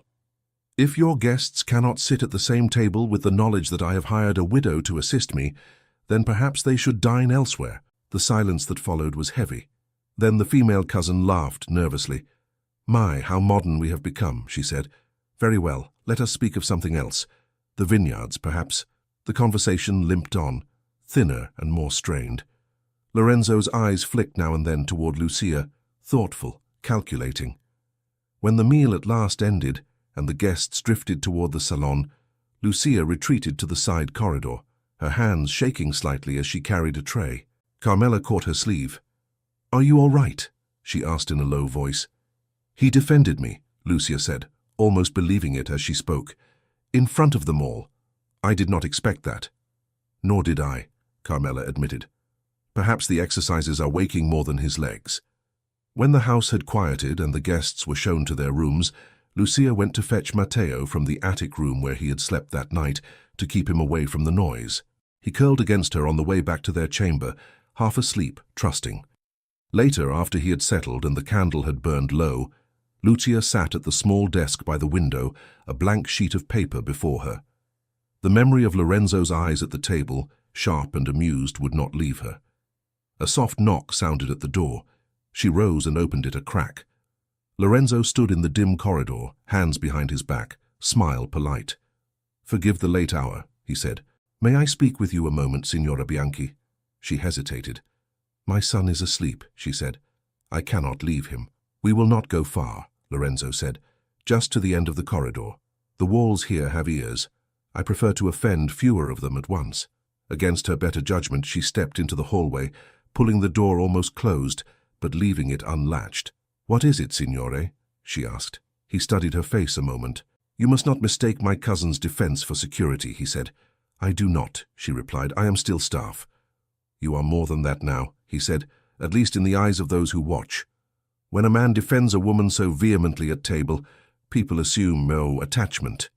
I did nothing to encourage such assumptions, she said. I believe you, he replied. But belief will not help you when gossip reaches the town, or the agency, or certain offices in the city. A chill slid down her spine. What offices? She asked. The ones that decide where children without proper homes should go, he said softly, where they decide whether a mother is suitable, respectable, safe. She stared at him. Are you threatening my son? I am warning you, he said. If you remain here, whispers will grow. They will not touch my cousin. He is a count. They might not touch you at first. You are only a servant. But if someone decides that a young widow is using her position improperly, that she is too close to her employer, too often alone with him, questions will be asked, papers examined. A boy's presence in such a house will be called irregular. Her mouth went dry. You would not dare, she whispered. I would prefer not to, he said. I am not a monster. I only wish to protect what little order remains in this family. My advice to you is simple. Leave. Take your son. Do not wait until talk curdles into accusation. And if I refuse, she asked. He sighed gently. Then I will be forced to speak with people who can make your life far more difficult than it is now. You will find that no respectable house wishes to employ you, that certain doors close, that perhaps for the boy's own good it would be better if he were raised in an institution, among other children, rather than by a mother whose reputation is compromised. Her hands clenched at her sides. For you think you can take him from me by talking, she said, her voice shaking. I think, he replied, that in this country, in this century, a woman alone with no powerful name to shield her should tread carefully. I'm offering you a path away from danger. Take it." He stepped back, his smile returning, cool and pleasant. "You are clever enough to understand reason," he said. "Good night, Signora Bianchi." He left, his footsteps fading into the darkness. Lucia stood in the corridor, heart pounding, until she heard Matteo stir behind the door. She slipped back into the room, closed it, and leaned against the wood, shaking. Her eyes went to the small bed where her son slept, his arm flung over the blanket, his toy horse on the pillow beside him. The thought of anyone taking him away made her feel as if the air had been punched from her lungs. Slowly, she returned to the desk. The blank sheet of paper waited. She sat, dipped the pen in ink and began to write. She wrote to Alessandro because she owed him more than a disappearance. She told him that she was grateful for his defense at dinner, that she had seen courage in him that no one else seemed to notice, that she believed he deserved more than pain and silence, and then she told him she must leave. She did not mention Lorenzo's threat. She only wrote that the weight of gossip would fall harder on her than on him, and she could not risk her son's future. She wrote that her departure was not a judgment on his character, but an act of survival. By the time she reached the final lines, tears blurred the ink. Her hand shook as she signed her name, Lucia Bianchi. She sat there for a long moment, staring at the words. Then she folded the letter carefully, pressed it against her chest as if it might still change its meaning, and sat trembling between the man she had begun to understand and the child she could not afford to lose. Lucia did not sleep that night. The letter lay folded on the small table by the window, a pale square in the candlelight. She sat on the edge of the bed, watching Matteo's chest rise and fall, listening to the distant creaks of the old house, the faint steps of servants finishing their duties. Her mind went back again and again to Lorenzo's voice in the corridor. "I am offering you a path away from danger. Take it." She had faced hunger, grief, and loneliness. She had not faced the thought of losing Matteo. That terror was new and sharp and very real. Near midnight she rose, took the letter, unfolded it, read the shaky lines. Her own words felt both too much and not enough. "He will read this," she whispered to herself, "and he will think I am ungrateful, or cowardly, or both." She folded it again, pressing the crease with her thumbnail. Matteo stirred. "Mama," he murmured, half asleep. She crossed to him at once. "I am here," she whispered. "Sleep. Are we staying?" he asked, eyes still closed. She hesitated, then bent to kiss his hair. "We will talk in the morning," she said. "Now rest." When dawn finally paled the window, her decision was made. She dressed quietly, took out the small bundle of clothes they had brought, and began to pack. Every movement felt like a betrayal and a necessity at once. Matteo woke as she was tying the trunk. "Are we going?" he asked, sitting up, hair tousled. "Yes," she said softly. "We must." He blinked. "Because of the Count, because of the house," she said. "Because of people who do not wish us here. It is not safe for you, Matteo. I will not risk that." He looked worried. "Will we be hungry again?" "Perhaps for a while," she answered honestly, "but we have survived that before." "We will again." A knock came at the door. Lucia opened it a crack. Carmela stood there, already dressed, her face more lined than usual. "You are up early," the housekeeper said. "I am leaving," Lucia replied quietly. "This morning." Carmela's eyes moved to the trunk, then to Matteo's pale face. "Has someone dismissed you?" she asked. "No," Lucia said. "I dismiss myself." "Why?" Carmela asked, voice low. Lucia hesitated. "Your master's cousin," she said finally. "He came last night. He believes my presence here will bring harm, not to the Count, to my son." Carmela's eyes hardened. "What did he say?" "That gossip will come," Lucia said. "That I will be painted as something I am not. That someone may decide I am not fit to raise my own child." Carmela's breath caught. "He would not—" "He could," Lucia said. "You know he could. I have no name to shield me, no relatives with influence, only this boy." Carmela looked at Matteo, then at Lucia again. "Does the Count know?" she asked. "No," Lucia said. "I will not burden him with this. He has his own battles. I will not become one more." She glanced at the folded letter on the table. For a moment, she reached for it. Then she drew her hand back. "If your cousin finds it before the Count does," she said, "he will twist every word. If your mother finds it, she will burn it. You could give it to him directly. Carmela suggested, and watch you or some other servant be blamed for carrying it. Lucia shook her head. No. Better he thinks I am like the others. It will hurt his pride for a day or two. That is lighter than a scandal that might tear apart my son's life. Carmela studied her. You care for him, she said quietly. More than you wish to admit. Lucia's throat tightened.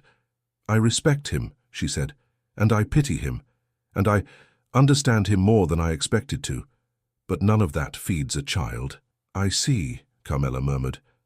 Will you help me? Lucia asked. We have little baggage. A place in a cart or small carriage to the village will be enough. From there I will manage. Carmela hesitated, then nodded slowly. There is a farmer bringing milk this morning, she said. He returns empty. I will ask him to take you and the boy.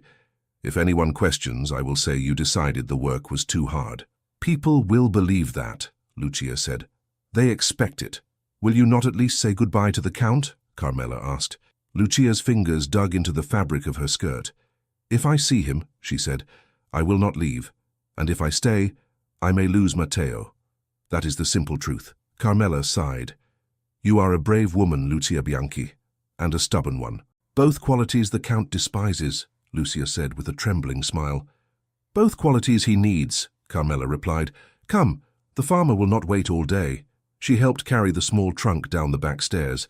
Matteo walked beside them, clutching his toy horse and a cloth bundle with his spare shirt and trousers. In the grey yard, a cart stood hitched to an old horse. The farmer, a broad man with kind eyes, looked surprised when he saw Lucia and the child. This is the caregiver, he asked Carmela, the one they said would not last the week. This is she, Carmela said. She has decided to return to the village. She will pay you for the journey. Lucia handed him a small coin, almost all she had. He took it with a nod. Climb up, he said. We'll be there before the sun is high. Lucia turned to Carmela. For a moment, the two women simply looked at each other. Thank you, Lucia said, for your kindness. I did very little, Carmela replied. You did the hard part. If you can, Lucia said hesitantly, tell the Count that I wish him days with less pain.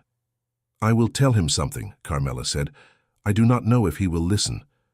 Tell him nothing, Lucia said suddenly. Let him be angry with me. Anger is easier to carry than pity. Carmela's eyes softened. You do not know his anger as I do, she said. But perhaps you are right. She rested a hand briefly on Matteo's head. Mind your mother, she said. You are all she has. Matteo nodded solemnly. Lucia climbed into the cart and pulled Matteo up beside her. The wheels creaked as the farmer flicked the reins and the horse started forward. The mansion receded slowly. Lucia kept her eyes on the road ahead. Matteo watched the house until it disappeared behind a stand of trees. Are you sad, Mama? He asked. Yes, she said simply. But I am more afraid than sad. And that is what makes us move. Will we see the Count again? He asked. I do not know, she replied. Life is strange. Sometimes it brings people back together when we least expect it. But we cannot wait for that. He leaned against her side. He will be lonely, Matteo said. He was lonely before we arrived, Lucia said. He will manage. He has a whole house to help him. Not like you, Matteo said, eyes drooping. You did not listen when he shouted. She pulled him closer and held him while the cart rattled down the hill.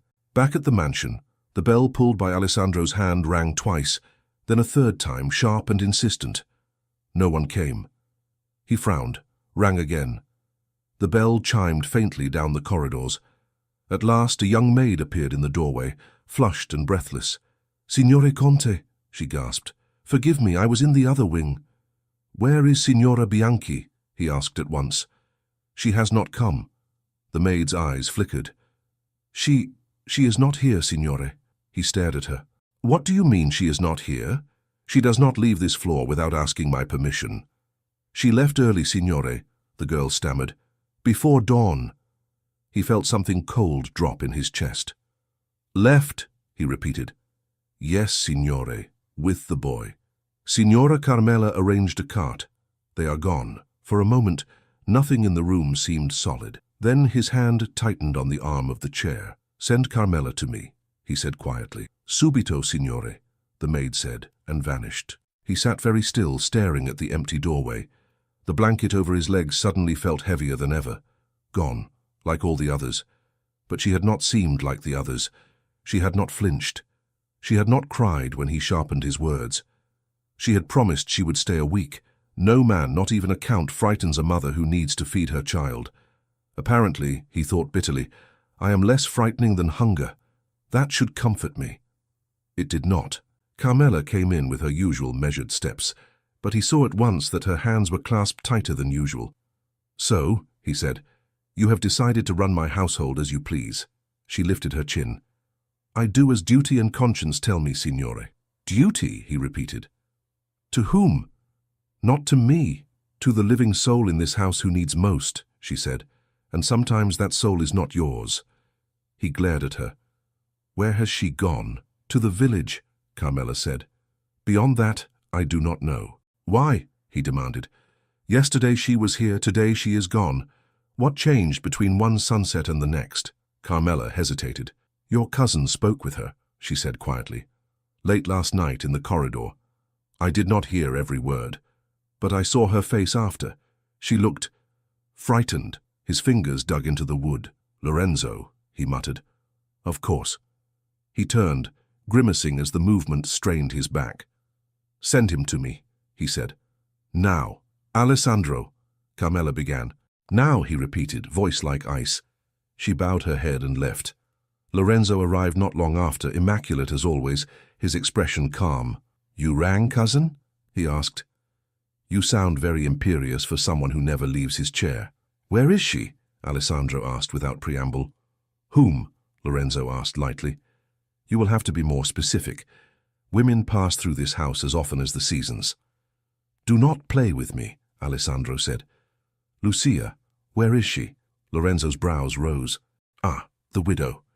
Yes, Alessandro said. The widow who was here yesterday and is gone this morning. Did you speak with her? I may have exchanged a few words, Lorenzo said. Friendly advice. What kind of advice makes a woman flee before dawn? Alessandro demanded. The kind that reveals realities she would rather not face, Lorenzo replied. I told her what everyone else is too polite to say, that her presence here will damage her reputation more than it helps her purse, that the world does not look kindly on young widows in the rooms of unmarried men. You poured poison into her ear, Alessandro said. I gave her truth, Lorenzo said. You defended her at dinner, in front of guests and servants. Whatever your intentions, it painted a picture. They will talk. They already are. I do not care if they talk, Alessandro snapped. Let them gnaw on my name if they have nothing better to do. You do not care because you have nothing to lose, Lorenzo said, his voice still calm. She does. She has a child. If certain rumors reach certain offices, he let the sentence trail off. Alessandro's eyes sharpened. What have you done? He asked slowly. Nothing yet, Lorenzo said, and I hope I will not have to. That is why I advised her to leave, to protect herself. And, indirectly, you. You threatened to take her child, Alessandro said, voice low. You dare. I threaten nothing, Lorenzo answered, though his eyes did not waver. I simply describe how the world works. You may not have noticed, but it is not kind to poor women with no name, especially when men with titles decide they are troublesome. That man is you, not me, Alessandro snarled. Lorenzo's pleasant mask slipped for an instant. We are both part of this family, he said. Our decisions carry weight. Some of us take that weight seriously, and some of us break spines with it, Alessandro shot back. The air between them crackled. Tell me one thing, Alessandro said.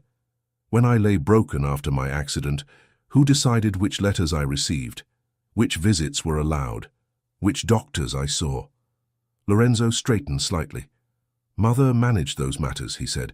I assisted when asked. You assisted in keeping the world away from me, Alessandro said. You chose what I would know and what I would believe. Did you enjoy that power? Lorenzo's eyes cooled. I did what was necessary to protect the estate, he said, to protect you from yourself. And now you protect me from the only person who has looked at me without disgust in 2 years, Alessandro replied. How generous. You mistake pity for respect, Lorenzo said. She would have left eventually. Better now, before things become complicated. Alessandro's hands shook with fury. Get out, he said softly. Cousin, get out, Alessandro repeated louder. If I must see your face one more minute, I cannot trust my tongue. Lorenzo hesitated, then inclined his head and withdrew. When the door closed, Alessandro let his head fall back against the chair. The room seemed smaller, the ceiling lower, the walls closer. She was gone. He had known, deep down, that she would leave. Everyone did. They always did. Yet he had let something like hope creep near, like a stray dog at the edge of a yard. He should never have fed it. The hours that followed dragged like wounded limbs. He refused breakfast, refused lunch, refused to look at the window. The exercises lay forgotten. There was no reading that afternoon.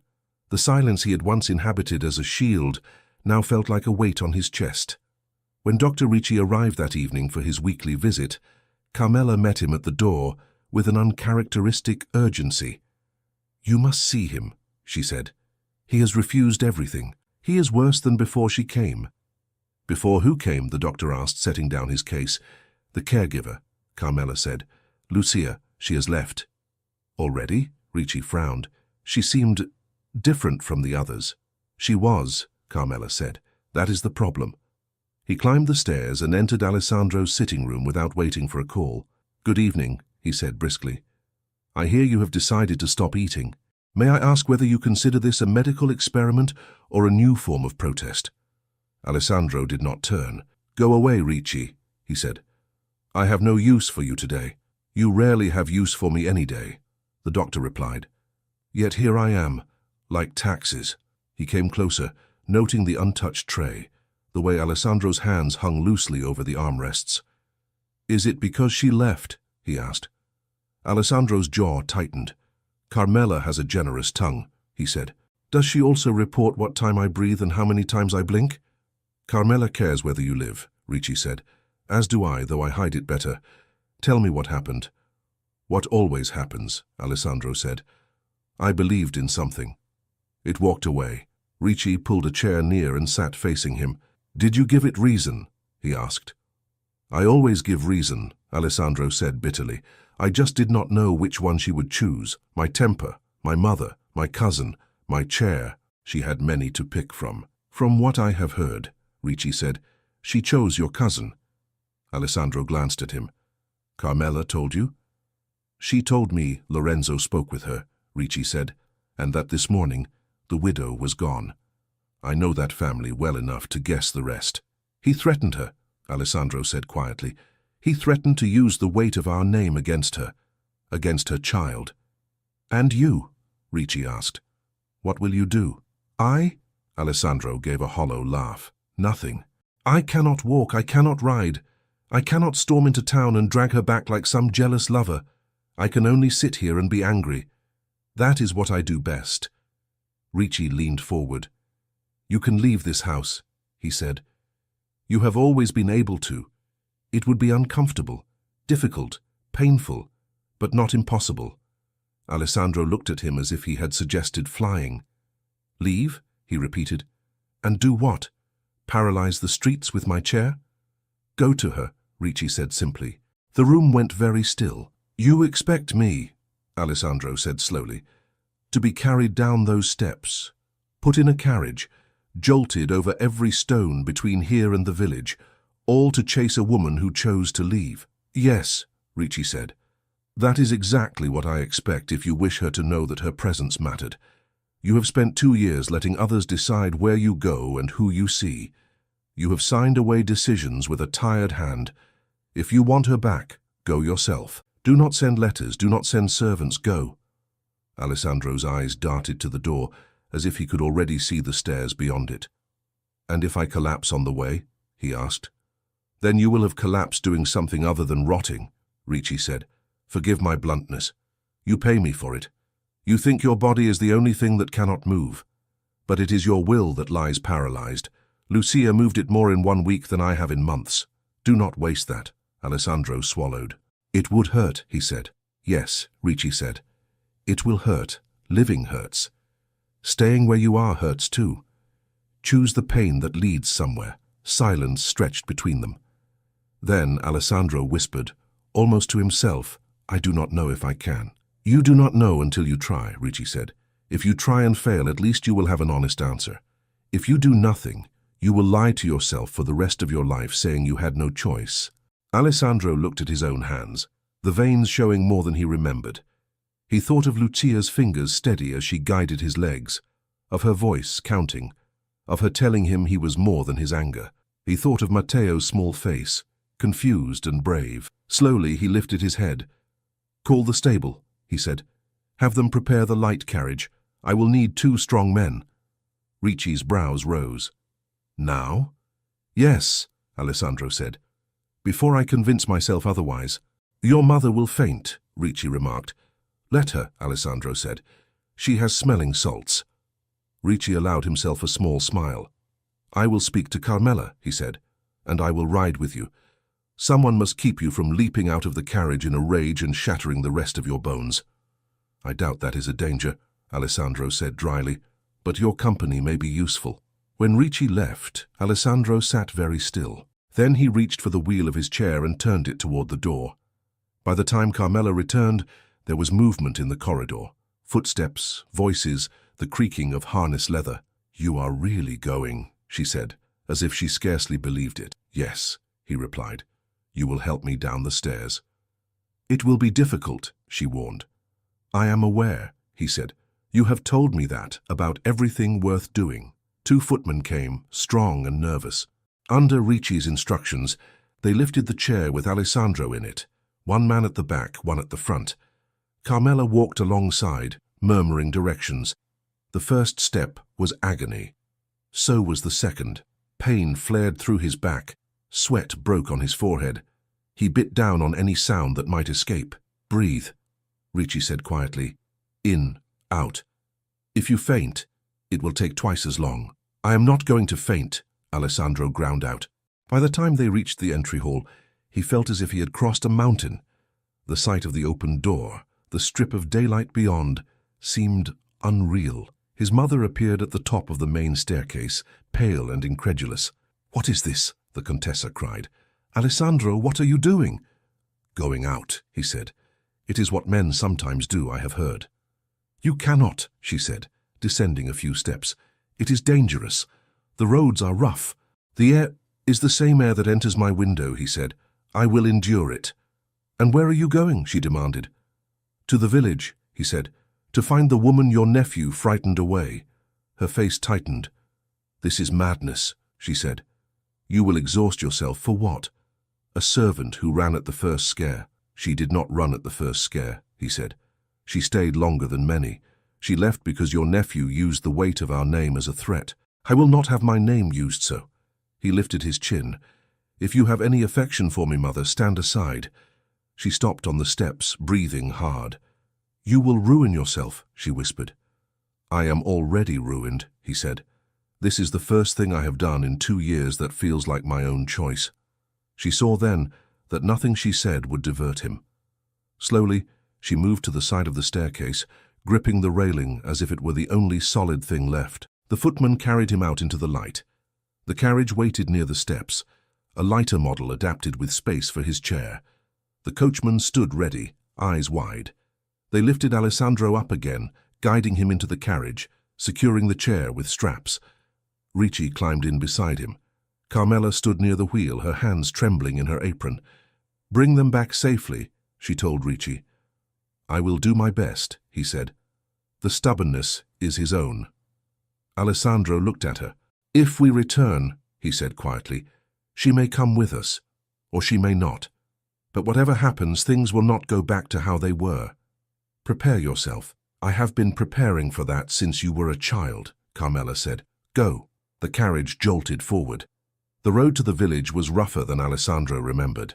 Every stone, every rut transmitted itself through the wheels into his spine. Yet beneath the pain was something else, an odd, fierce exhilaration. Fields passed, then clusters of houses. People on the roadside stopped to stare at the carriage with the strange passenger. "Let them look," Ricci said. They would have looked sooner or later. At last, the church spire of the village rose ahead.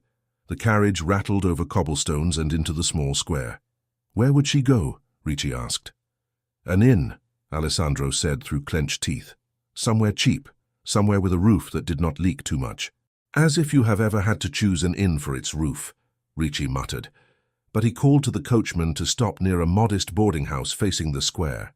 At that moment, the door of the house opened. Lucia stepped out, carrying the bundle of their clothes. Matteo followed, dragging the small trunk with both hands, his face flushed with effort. "Careful," she said. "Do not strain yourself. We will find someone to help us once we know where we are going." "Where are we going?" he asked. "As far as we must," she replied. "We will look for work in the next town, or the next. There is always somewhere." A murmur rose from the small group of villagers who had paused to see the carriage. Lucia looked up, puzzled, just as the coachman reined in the horse. The door of the carriage opened. Ricci climbed down and turned, offering his hand to steady the chair as the footman lowered it to the ground. Alessandro's wheels touched the cobblestones. The square seemed to hold its breath. Lucia stared, feeling as if the world had slipped sideways. "Signore Conte," she whispered. He looked tired, pale, but his eyes were clearer than she had ever seen them. He drew a breath, as if the air itself weighed something. "Lucia," he said, "you have a talent for leaving quietly." She tightened her hold on the bundle. "You should not be here," she said. "The journey must have hurt you. The roads—" "Do not tell me where I should or should not be," he said.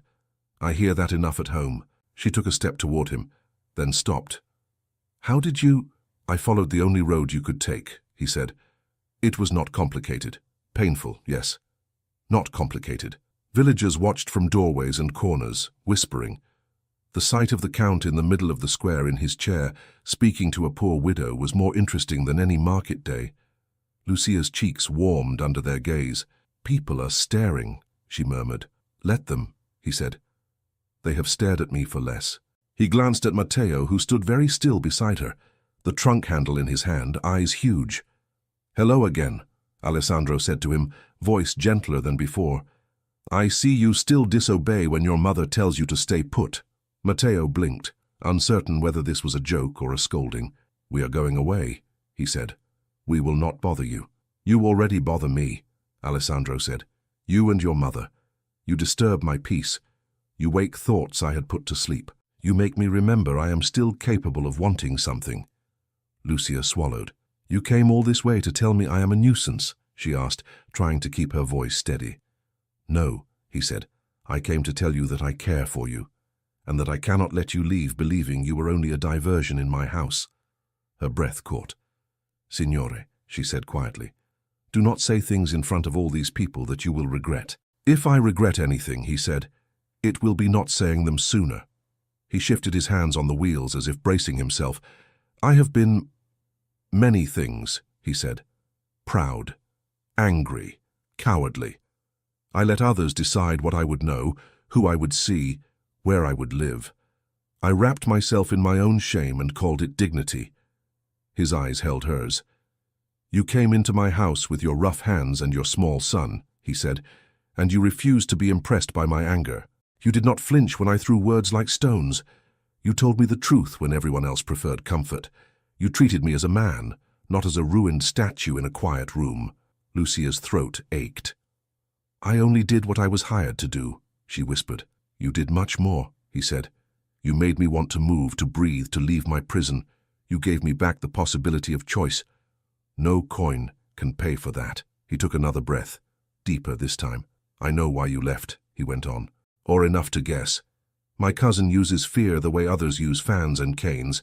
He threatened you where you are softest. Your son." Lucia closed her eyes briefly. "I did not tell you," she said. "I did not want to drag you into it. You have enough battles." "You are one of my battles," he said. "Do not try to choose which ones I fight. It is my right to decide that." She opened her eyes again. Tears blurred the edges of the square. "If I stay," she said, "he will not stop. He will whisper. He will press his threats. He will go to offices with papers and stories. I cannot risk Matteo. I would sleep each night wondering whether someone would knock at the door to take him from me." "I cannot promise to silence every gossip," Alessandro said. "I am not a king, but I can promise you this. I will not allow my name to be used as a club against you. If he goes to offices, I will go to courts. If he spreads whispers, I will speak aloud. I am not without power, Lucia. I have simply let others wield it for too long. She shook her head. You cannot watch me every hour, she said. You cannot guard every door. No, he agreed. I cannot. But I can stand beside you. It is better than letting you stand alone. Her voice trembled. Why? She asked. Why would you do that? For a caregiver you have known only weeks? Because you are not only a caregiver to me, he said plainly. You are the woman who sat in a cold room and told me I was more than my chair. You are the mother who looked me in the eye and refused to let me turn my spite upon her child. I respect you, I trust you, and somewhere between one exercise and the next, I began to look for you in the doorway each morning, as if my day could not begin until you were there. Her heart thudded. Do you know what you are saying? She asked. Yes, he said. I am saying that I love you, in my broken way, in the way a man loves when he has learned too late how fragile everything is. I do not know if that is the kind of love you want, but it is all I have. The square went so quiet that the distant caw of a crow could be heard. Lucia felt as if the ground had shifted beneath her feet. The words she had never expected, never even dared to imagine, had been spoken in the open air, in front of strangers and her own child. Signore, she whispered, you are asking me to believe in a life that will bring me more storms than calm. Yes, he said, I am. I cannot promise you ease, only honesty, and a share in whatever days I have left. She looked down at Matteo. He stared between them, wide-eyed. Mama, he said in a small voice, does this mean the Count is not angry anymore? She laughed through her tears. I think he is still angry, she said, but perhaps not at us. She turned back to Alessandro. I am afraid, she said. I am afraid of what your family will do, of what people will say. I am afraid of having my heart broken again. So am I, he said simply. But I am more afraid of letting you walk away without trying. The honesty in his voice cut through her confusion like a clear bell. Slowly she stepped closer until she stood just in front of his chair.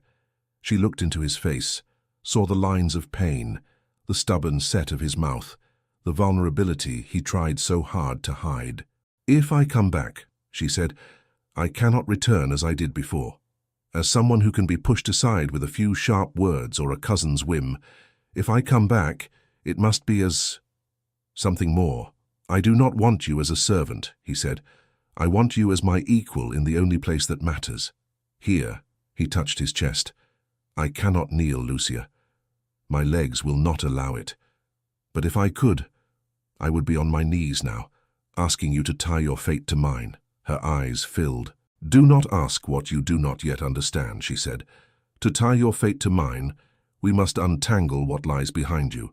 Your accident, your guilt, the lies your cousin feeds you. I will not attach myself to a shadow. Then come help me chase it away, he said. Come back to the house, not as a frightened employee, but as the woman who will stand beside me while we drag every secret into the light. She searched his face for any sign of doubt. She found none. Will you accept my son as part of that? She asked. Not as an inconvenience, as part of us. Yes, he said without hesitation. If you come, he comes. I will not have one without the other. Matteo tugged at her skirt. Mama, he whispered, if we go back, will there be bread? She laughed, a sound half sob, half joy. There will be bread, she said, and perhaps other things. He nodded solemnly. Then we can go, he decided. I like him better now. Alessandro made a strangled sound that might have been a laugh. So, he said, my worth is measured in loaves and apologies. That seems fair. Lucia reached out. For the first time, she placed her hand lightly over his on the armrest. I will come back, she said. Not because you are a count, not because you have a big house, but because you left that house for me. Because you chose to move. He looked at her hand on his, then up at her. Then I have finally made one choice that was not a mistake, he said softly. Ricci cleared his throat discreetly. If we remain in the square much longer, someone will sell tickets, he murmured. May I suggest we move this declaration to a less public location? Lucia wiped her cheek, still smiling. He is right, she said. We are giving these people something to gossip about for a month. Let them have their month, Alessandro replied. We will have our years. She helped guide his chair back toward the carriage. The footman lifted it carefully. Lucia climbed in beside him with Matteo on her other side, clutching his toy horse. As the carriage turned away from the square, Lucia looked back once at the small boarding house, at the church spire, at the curious faces. Then she faced forward. The road toward the mansion stretched ahead, rough and familiar. Alessandro exhaled, his shoulders loosening as if some invisible band had been cut. "Are you in pain?" she asked quietly. "Yes," he said, "but it is a pain I chose. That makes it lighter." She rested her hand on his arm. Matteo leaned against her, eyes already drooping with the motion of the carriage. They rode in silence for a while, the wheels crunching over stones, the sky slowly brightening. At last, Lucia spoke. "When we arrive," she said, "we will have much to face. Your mother, your cousin, whatever is hidden in that room of yours. Are you ready for that?" "No," he said honestly, "but I am more ready than I was yesterday, and I will not face it alone this time." She nodded, her heart steady for the first time in days. The mansion came into view, no longer just a distant shape by the lake, but the place where their lives had collided and would now, together, be changed. The house they were returning to would no longer be only his prison. Together they would turn it into a place where the past could finally be met by the future they had just chosen. The carriage rolled through the gates and into the courtyard. Servants paused in their work, eyes wide. Stable boys, a maid with a basket of linen, the cook's helper carrying a sack of flour. All of them stopped as they saw the Count's carriage return not empty, but with the master himself sitting upright at the door, a woman and a child at his side. Carmela came down the steps with her apron still on, wiping her hands. "You made it," she said, looking first at Alessandro, then at Lucia and Matteo. Relief flickered across her face. "Thanks, Bea. We are less fragile than you think," Alessandro said, though his voice was strained. "You are more stubborn than I hoped," Carmela replied. "That will be the end of you one day." "Not today," he said. "We have work." The footman moved to lift his chair down from the carriage. Their hands were careful but more confident this time, as if his journey to the village had shown them that the world would not end if he left his rooms. Lucia climbed down, then reached for Matteo, who hopped onto the ground and looked around with big eyes. "We are back," he whispered. "We are," Lucia answered. "Remember what we decided. We stand straight. We are not less than anyone." He nodded, though he slipped his hand into hers. The great front door opened. The Contessa stood there, upright and pale, her expression carved in marble. She took in the scene in one sweep, the chair on the gravel, the woman beside it, the child holding her hand. "You brought them back," she said to Alessandro, her voice low. "Yes," he replied. "I went to fetch what should never have been forced to flee." Her gaze rested on Lucia. "You disobeyed me once by staying," she said. "Now you disobey me by returning." Lucia drew breath. Before she could answer, Alessandro spoke. "She did not return against your will," he said. "She returned at my request. If you wish to be angry with someone, be angry with me. I have shoulders for it." The Contessa's eyes shone briefly at that, but her mouth stayed firm. "You are still my son," she said. "I will be angry if I please." "Then be angry," he said. "You will survive it. You have survived worse. In the meantime, we have matters to settle." "What matters?" she asked. "The truth," he said. "About what happened after my accident. About the letters I did not see. About the decisions that were made while I lay in pain. And about the man who thought he could frighten away the only light that has come into this house in years." At the mention of that man, Lorenzo appeared in the doorway behind her, as if summoned by his name. "Cousin," he said smoothly, "you are back so soon. I hope the village square was entertaining." "It was informative," Alessandro said. "I learned how far a man may crawl behind a name to threaten those weaker than himself." Lorenzo's smile faltered. "If you mean our conversation, I did nothing but warn her." "I know exactly what you did," Alessandro said, "and so do you. We will discuss it properly. Later.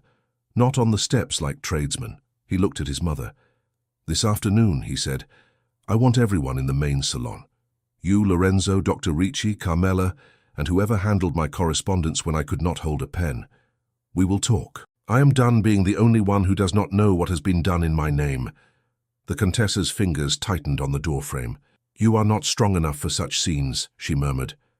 I am strong enough for at least one truth, he said. The lies have tired me more than the pain. She held his gaze for a long moment, then inclined her head once. Very well, she said. If you insist on tearing the house open, we will all stand in the draft. She moved aside. Bring him in, she told the footman, and see that the boy has something to eat. Whatever else happens, I will not have a child go hungry under my roof. Lucia's eyes met hers. There was still distance there, but something had changed. A line had bent, if not broken. Thank you, Lucia said quietly. The Contessa did not answer, but she did not look away either. Inside, Alessandro insisted on being taken not to his sitting room, but straight to the main salon. I will rest where I intend to speak, he said when Ricci protested. If I lie down now, I will not rise again today. They settled him by the tall windows, a small table beside his chair.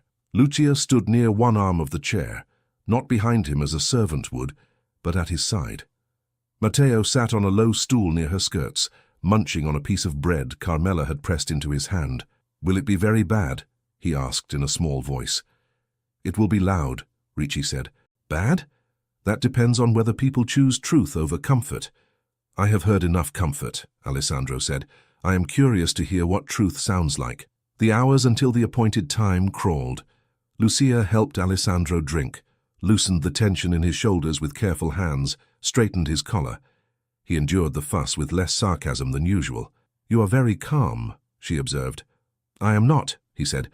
My stomach is in revolt, but it is too late to call the army back once the cannons are rolled into the square. Cannons? Matteo said, alarmed. A way of speaking, Lucia assured him. There will be no soldiers, only words. Oh, he said. Words are worse. She smoothed his hair. Sometimes, she agreed softly. At last, Carmela appeared at the door. They are ready, she said. The Contessa, Lorenzo, and Dr. Ricci. I have also brought Signor Bellini, the steward. You asked for the man who handled your papers. Good, Alessandro said. Let them come in. They entered one by one. The Contessa, tall and severe, but with shadows under her eyes. Lorenzo, perfectly composed, eyes cool.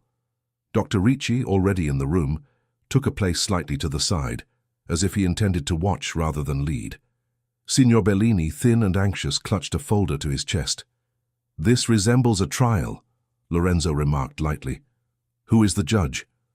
I am, Alessandro said. It is my life that has been tried in my absence. I think I may sit in judgment for an hour. You are being melodramatic, the Contessa said. I have earned the right, he replied. Sit, all of you. We will begin. They took chairs. Carmela remained near the wall, hands folded, eyes alert. Alessandro looked at Bellini first. How long have you been steward here? He asked. Since your grandfather's time, Signore Conte, Bellini said. More than 30 years. And after my accident, Alessandro said, who decided which letters reached me? Bellini glanced at the Contessa, then at Lorenzo.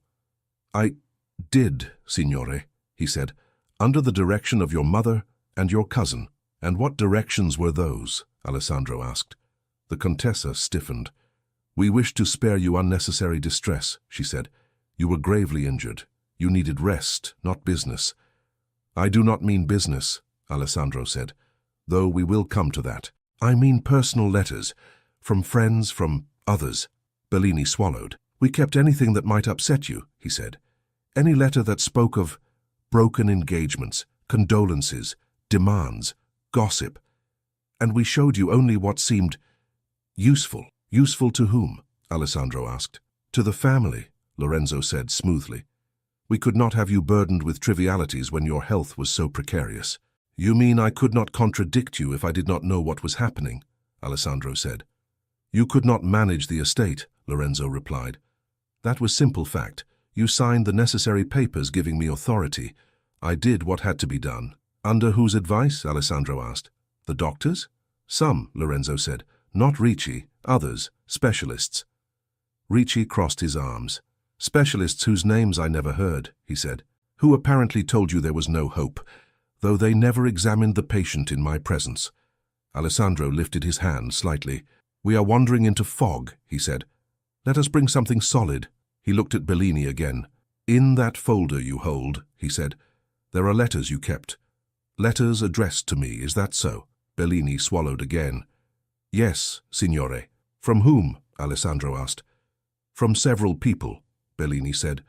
From old school friends, from business partners, and from Signorina Elena Villani. The name cut through the air like a knife. Lucia felt Alessandro's hand jerk under her own.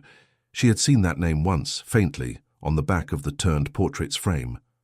Elena, Alessandro repeated slowly. I was told she did not write, that she washed her hands of me. Lorenzo shifted in his chair. She did not come, he said. That was enough. Did she write? Alessandro asked, not taking his eyes off Bellini. Yes, signore, Bellini whispered. Many times. The room seemed to tilt. Alessandro's voice stayed low, but it shook. How many? Bellini opened the folder with trembling fingers. The first was 2 weeks after your accident, he said. Then another, and another. There are 12 in all. Give them to me, Alessandro said. Lorenzo stood. This is absurd, he said. Old letters, old promises. None of it matters now. She married someone else. You know that. I know what you told me, Alessandro said. He held out his hand. Bellini stepped forward and placed the bundle of letters in it. The paper was worn at the edges. The ink faded in places. Who read these? Alessandro asked, his thumb brushing the top envelope. I did, Bellini whispered. And your cousin. Alessandro looked up at Lorenzo. You opened letters addressed to me, he said. Someone had to, Lorenzo replied, still standing. You were not in a state to respond. We had to know what people expected. And when you read her words, Alessandro said, what did you see? Pity, disgust, relief at being freed from a lame bridegroom? Lorenzo's jaw tightened. I saw weakness, he said. A girl who clung to the idea of sacrifice, who would have chained herself to a man who could not give her the life she deserved. I saved you both from a miserable arrangement. Saved us, Alessandro repeated. How? I wrote to her, Lorenzo said. In your name. I told her you released her from the engagement, that you did not wish to see her, that you could not bear her pity. It was kinder. Kinder to whom? Lucia asked quietly. All eyes went to her. She had not meant to speak, but the question had slipped out. Kinder to him, Lorenzo said. He was already drowning in self-loathing. Did you wish to drown him in a woman's tears as well? And kinder to you, Ricci added dryly, since a broken engagement meant one less claim on the estate you were busy rearranging. Lorenzo's cheeks flushed. I did what I had to do, he said. A crippled count with a grieving wife and children would have been a burden to everyone. This way, he was alone. It is easier to manage one man than a household. And what about what I wanted? Alessandro asked, his voice suddenly raw. Did that ever enter your calculations? You would have chosen the noble path, Lorenzo said. You always did. You would have clung to her, convinced you owed her something. You would have dragged her into a half-life in a house of shadows. I spared you that. You spared me love, Alessandro said quietly. You spared me letters that might have kept me from sinking so deep. You spared me the chance to say goodbye on my own terms. My son, the Contessa began, her voice unsteady, you must understand, we were all thinking of you, of your dignity, of what the world would say. The world has said worse since, he cut in. And you always believed its voice louder than mine. She flinched. Did you know? He asked her. About the letters. I allowed Lorenzo to manage them, she said. I trusted him. Perhaps I should not have. Perhaps, Ricci echoed. Alessandro looked down at the bundle in his hand. He did not open them. Not yet. Instead, he placed them carefully on the table. This is one piece, he said. There is another. Doctor, you told me once that certain treatments were stopped without your consent. Yes, Ricci said. The progressive exercises. The regimen I believed could restore at least some function. I was told the family had decided it was too painful for too little gain. Who told you that? Alessandro asked. Your cousin, Ricci answered. All eyes swung to Lorenzo again. I spoke for your mother, Lorenzo said. She was distraught. She could not bear to see you suffer. The doctors we consulted agreed it was pointless. Which doctors? Ricci pressed. The ones you paid to write opinions. I never saw them. I never spoke with them. They were respectable men, Lorenzo said. They wrote what they believed. They wrote what you suggested, Ricci said. Words again used as ropes. Alessandro's hands tightened on the armrests. So, he said slowly, you read letters meant for me. You answered them without my knowledge. You decided which treatments I would endure and which I would not. You took my voice and used it as your own. I did what was best, Lorenzo said. You gave me authority. You signed the papers. I signed them under the influence of opiates and despair, Alessandro said. That is not consent. That is surrender. Lorenzo spread his hands. What would you have had me do, he said. Abandon the estate? Let creditors tear it apart while you lay in bed, refusing to move? I would have had you tell me the truth, Alessandro answered. Show me the letters. Let me decide whether to write back. Present me with honest reports, not only those that supported your plans. Treat me as a man with a broken body, not a child with no mind. Silence fell. Lucia watched Alessandro, saw the tremor in his jaw, the effort it took him to keep his voice steady. Pride and pain mixed in his eyes. She stepped closer, her hand brushing his sleeve, a small anchor. He breathed. What is done, he said at last. I cannot go back and rewrite those years. Eleanor is married. My legs are still as they are. But I can decide what happens now. He looked at Lorenzo. You will no longer manage my affairs, he said. Effective immediately. Lorenzo's head snapped back. You cannot. I can, Alessandro said. And I do. Bellini, you will bring me every account, every contract, every document I signed in the last 2 years, one by one. I will review them. Where I see dishonesty or waste, I will correct it. If I need assistance, I will ask for it. From men I trust, not from the cousin who thought lies a form of protection. You are being unjust, Lorenzo protested. You are angry. You will regret this. I regret only that it took me this long, Alessandro said. You will receive a modest allowance from the estate, enough to live comfortably but not extravagantly. You may take charge of the small property in Emilia that belonged to my aunt. It is far enough from here to give us all fresh air. You are sending me away, Lorenzo said slowly. I'm sending you where your influence will do less harm, Alessandro replied. It is more mercy than you showed to Lucia when you threatened her with her child. Lorenzo's mouth opened, then closed. For the first time since this began, he seemed at a loss for words. And if I refuse to go? He asked. You may stay in the village if you prefer, Alessandro said, or in some city pension. But you will not live in this house. Not while I draw breath. The Contessa shifted uneasily. Alessandro, you cannot cut family so easily. He turned to her. I cut nothing, he said. I am only setting broken bones that have been twisted too long. If he wishes to return one day, he may. But not as the man who makes decisions for me. Only as a cousin who has learned to speak truth. Lorenzo's jaw worked. You are a fool, he said finally. Throwing away the only person who truly kept this house standing. The house was standing when you came, Carmela said quietly. We managed before you. We will manage after. He looked at her, at Ricci, at Lucia, at Bellini. He saw no support in any of their faces. Slowly, he bowed to the Contessa. Aunt, he said, it seems I am no longer needed here. She looked torn, but she did not speak. He turned to go, then paused and looked back at Alessandro. Do not think this woman will save you, he said softly. Your body is still broken. Your nights will still be long. Love does not mend nerves or bones. I know, Alessandro said, but it gives me a reason to bear what will never mend. That is more than your careful lies ever did for me. Lorenzo's eyes narrowed. Then he left, his steps measured, his back straight. When the door closed behind him, the room felt oddly larger, as if some invisible weight had been removed. The Contessa sank slowly into a chair.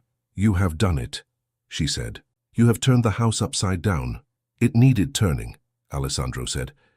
She looked at Lucia, really looked at her, at the plain dress, the tired eyes, the hands that still rested near her son's dark hair. You did this, she said quietly. You and your presence. Lucia shook her head. He did this, she answered. I only held up a mirror. The Contessa sighed. Perhaps I did not wish to see what was in it. Few of us do, Ricci said, but the reflection remains, whether we look or not. Matteo, who had been eerily silent through the adult storm, tugged at Lucia's skirt. "Mama," he whispered, "is it over?" "Part of it," she said, brushing his hair. "The hard part." Alessandro turned his chair more fully toward his mother. "There is one more thing," he said. She managed a faint, weary smile. "Of course," she murmured. "Why not?" He reached for the small bundle of letters again. "I will read these later," he said. "In private. Elena belongs to a past that cannot change. But my future is here in this room, with you, with them." His gaze moved to Lucia and Matteo. "I intend to marry Lucia," he said. The room seemed to exhale in surprise. The Contessa stared. "Already?" she said. "You return from the village, and in the same breath you dismiss your cousin, accuse him of betrayal, and announce your intention to marry a woman the world will tear to pieces the moment you give it the chance." "Yes," he said simply. "If the world wishes to tear, let it. I will not hide the woman I love like a shameful secret." Lucia's cheeks burned. "Alessandro," she murmured. He reached out, found her hand, and took it in his. "I love you," he said again. This time not in a public square, but in the room where his life had crumbled and would now be rebuilt. "I will not pretend otherwise for anyone's comfort." The Contessa's eyes filled with tears. "You will be mocked," she said. "You will be pitied. They will say you were trapped by a pretty face and a soft story." He shrugged slightly. "They already say worse things. At least this way some of it will be true." Her gaze shifted to Lucia. "You understand what this would mean," the Contessa said. "For you, for your boy. You will be judged every time you step into a room. Every kindness extended to you will be measured, weighed, debated." "I am judged already," Lucia said, "as a poor widow, as a mother who works, as a woman who dares to stand upright. This marriage will not create judgment. It will only change its words." The Contessa pressed her hand to her mouth, then lowered it. "And the child?" she asked. "What of him?" Alessandro looked at Matteo. "He comes with us," he said. "Always. If Lucia agrees to marry me, I will ask the authorities to recognize him as my son. He will bear my name. He will inherit whatever love and guidance I can give." Matteo's eyes widened.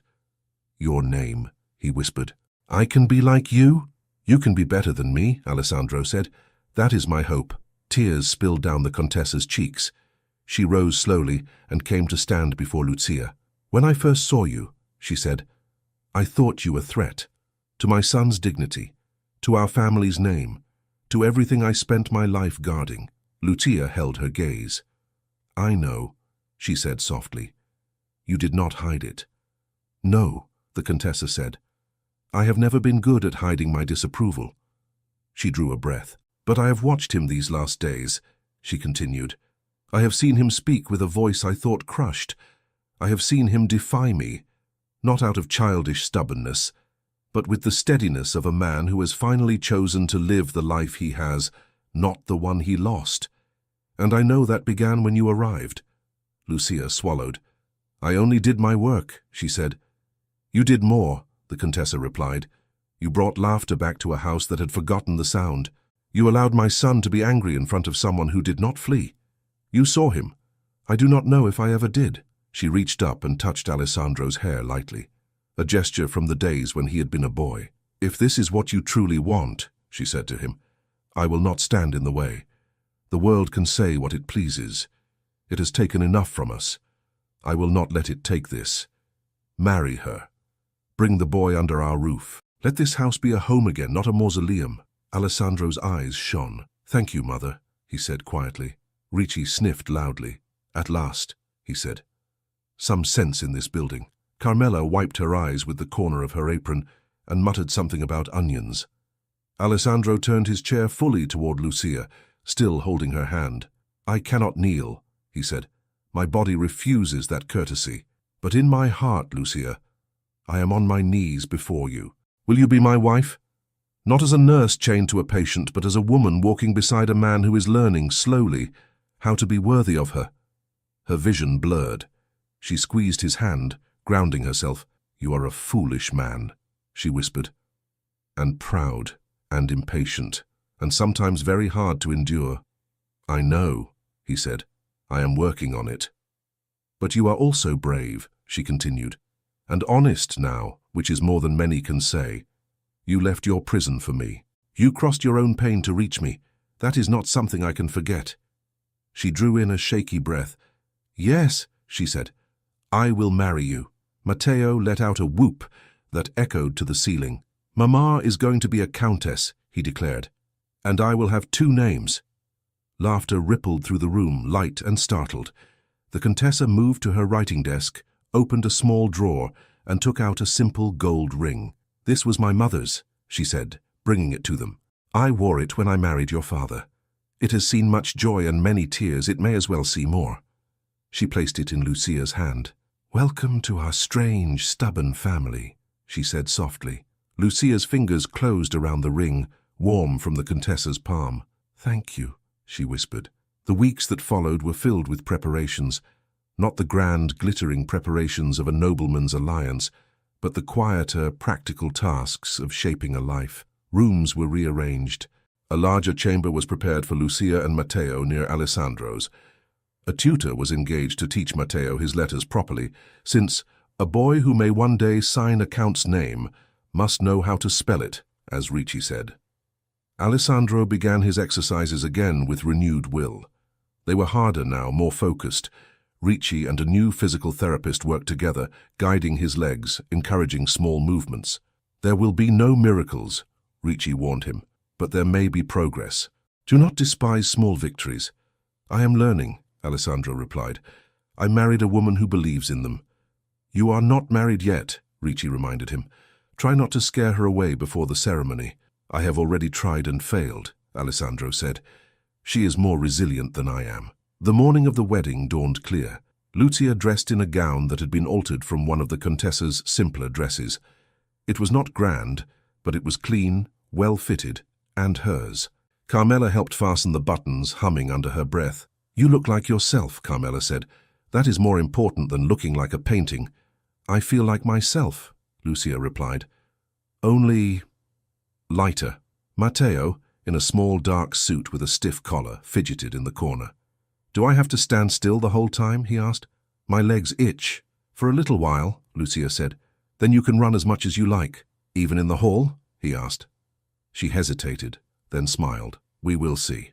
In his own room, Alessandro sat before the mirror while a valet trimmed his hair and adjusted his cravat. The Contessa stood behind him, watching his reflection. You look almost as you did before, she said, a touch of wonder in her voice. No, he said. I am not that man anymore. He was careless. I know better now. She rested her hand on his shoulder. Perhaps, she said, but I am glad to see a piece of him in your eyes. When it was time, the small household gathered in the chapel that opened toward the lake. Sunlight fell through the simple windows onto the worn floor. Lucia walked down the aisle with Matteo holding her hand. There were no crowds, no music beyond a few halting notes from the old organist, but she felt as if the whole world were watching. At the front, Alessandro waited in his chair, hands folded, eyes fixed on her. When she reached him, he drew a breath. I had many rehearsed words, he said under his breath. I have forgotten them all. Then speak the simple ones, she whispered back. Those are usually the truest. The ceremony was brief. The priest spoke of vows and patience, of bearing one another's burdens, of love that is a decision as much as a feeling. Lucia listened with her hand in Alessandro's, the ring the Contessa had given her cool on her finger. When it was time to exchange vows, Alessandro's voice was steady. I promise, he said, to share with you whatever days I have, to speak truth where I once hid behind silence, to lean on you when I am weak, and to offer what strength I have when you are tired. I cannot promise to walk beside you, but I can promise to roll alongside with as much dignity as this chair allows. Soft laughter rippled through the chapel. Lucia's own vow was simple. I promise, she said, to stand with you when the room is quiet and when it is full of eyes, to remind you that you are more than your pain, to accept your past without letting it crush our future, and to love you as the man you are, not the title you carry. When the priest declared them husband and wife, Matteo bounced on his toes. Can I say it now? He whispered to Carmela. Say what? She whispered back. Papa, he said, eyes shining. Alessandro heard. He reached out his hand. Matteo ran forward and seized it. "May I call you that?" the boy asked, searching his face. Alessandro swallowed hard. "Yes," he said. "I would like that very much."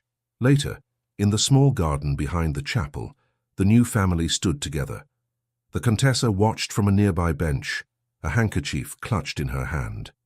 Ricci leaned against a low wall, looking suspiciously pleased. Carmela hovered with a tray of cakes no one needed, but everyone accepted. "Are you tired?" Lucia asked Alessandro in a low voice. "Yes," he said, "but it is a good kind, different from the kind that comes from doing nothing." "Dr. Ricci will say you must rest," she said. "He says that every day," Alessandro replied. "He is often right. He is also often ignored." She laughed. "We should give him some victories," she said. "At least today." "Very well," he conceded. "Today, I will obey." He shifted slightly in his chair, then looked at her with a gleam in his eye. "There is one thing I wish to do before I retreat," he said. "With your help." "What is it?" she asked. He glanced at Ricci. "The frame," he said. "Bring it." Ricci straightened. "Are you certain?" he asked. "Yes," Alessandro said. "It is time." Lucia watched as Ricci went into the chapel and returned carrying a wooden frame, simple but sturdy, fitted with supports and straps. "I hate this contraption," Alessandro muttered, "but it serves a purpose." "What are you doing?" Lucia asked softly. "Making a promise visible," he said.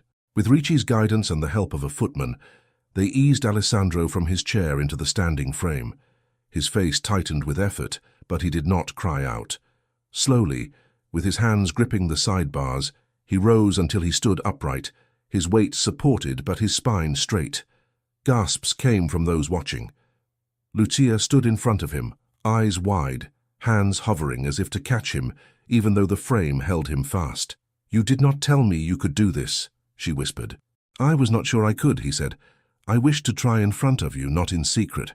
If I fell, I wanted you to see that I tried." "You are not falling," she said, her voice thick. "You are standing." "For now," he replied. "One moment is enough. It is a beginning, not a miracle." "It is more than I ever hoped to see," she said. He looked at her, his wife now, not just the woman who had walked into his loneliness and refused to back away. "Lucia di Riva," he said quietly, tasting the new name. "Walk with me." He could not take a step. They both knew that. But she moved closer until her shoulder nearly brushed his chest, until it felt, for that fragile heartbeat, as if they truly did stand side by side. Matteo ran in circles around them, laughing. "Look, Mama," he cried. "He is tall again." "He has always been tall," she replied. "We simply forgot to look up." The wind off the lake brushed their faces. The house behind them seemed less severe, its windows less like eyes and more like open hands. Alessandro drew a careful breath. "I spent years believing my life ended the day I fell," he said, his voice low enough for only her to hear. "Today, I know that it merely changed direction. Pain did not vanish. Guilt did not melt. But they are no longer the only voices in my head. Yours is there now. And his." She glanced at Matteo, who had flung himself onto the grass to examine a beetle. "We will be noisy companions in your mind," she said. "Good," he replied. Silence had too much power. She rested her hand over his, both of them gripping the wooden bar. "Whatever comes," she said softly, "we will face it together. Your past, my fears, his future, all of it." He nodded. "Together," he agreed. The sun climbed higher, casting their joined shadows long across the grass, the shadow of a man standing, a woman close beside him, and a child darting in joyful arcs around them, weaving in and out as if tying them all with invisible thread. In that moment, in that imperfect, hard-won peace, the isolated house by the lake ceased to be a place of exile and became, at last, a home. Thank you so much for listening to this story all the way to the end. We hope it moved you as much as it moved us while telling it. We'd love to hear your thoughts. Leave us a comment telling us where you're listening from and what you liked the most. Rate this story from 0 to 10. What score would you give it? If you enjoyed this story, don't forget to subscribe to the channel and leave a like as a show of support. That really motivates us to keep creating and sharing more stories full of emotion and life lessons. And before we go, we want to remind you that an exciting and heartwarming story recommendation will appear on the final screen. If you'd like to enjoy it, just click on the video. Thank you once again for being here, and we'll see you in the next story.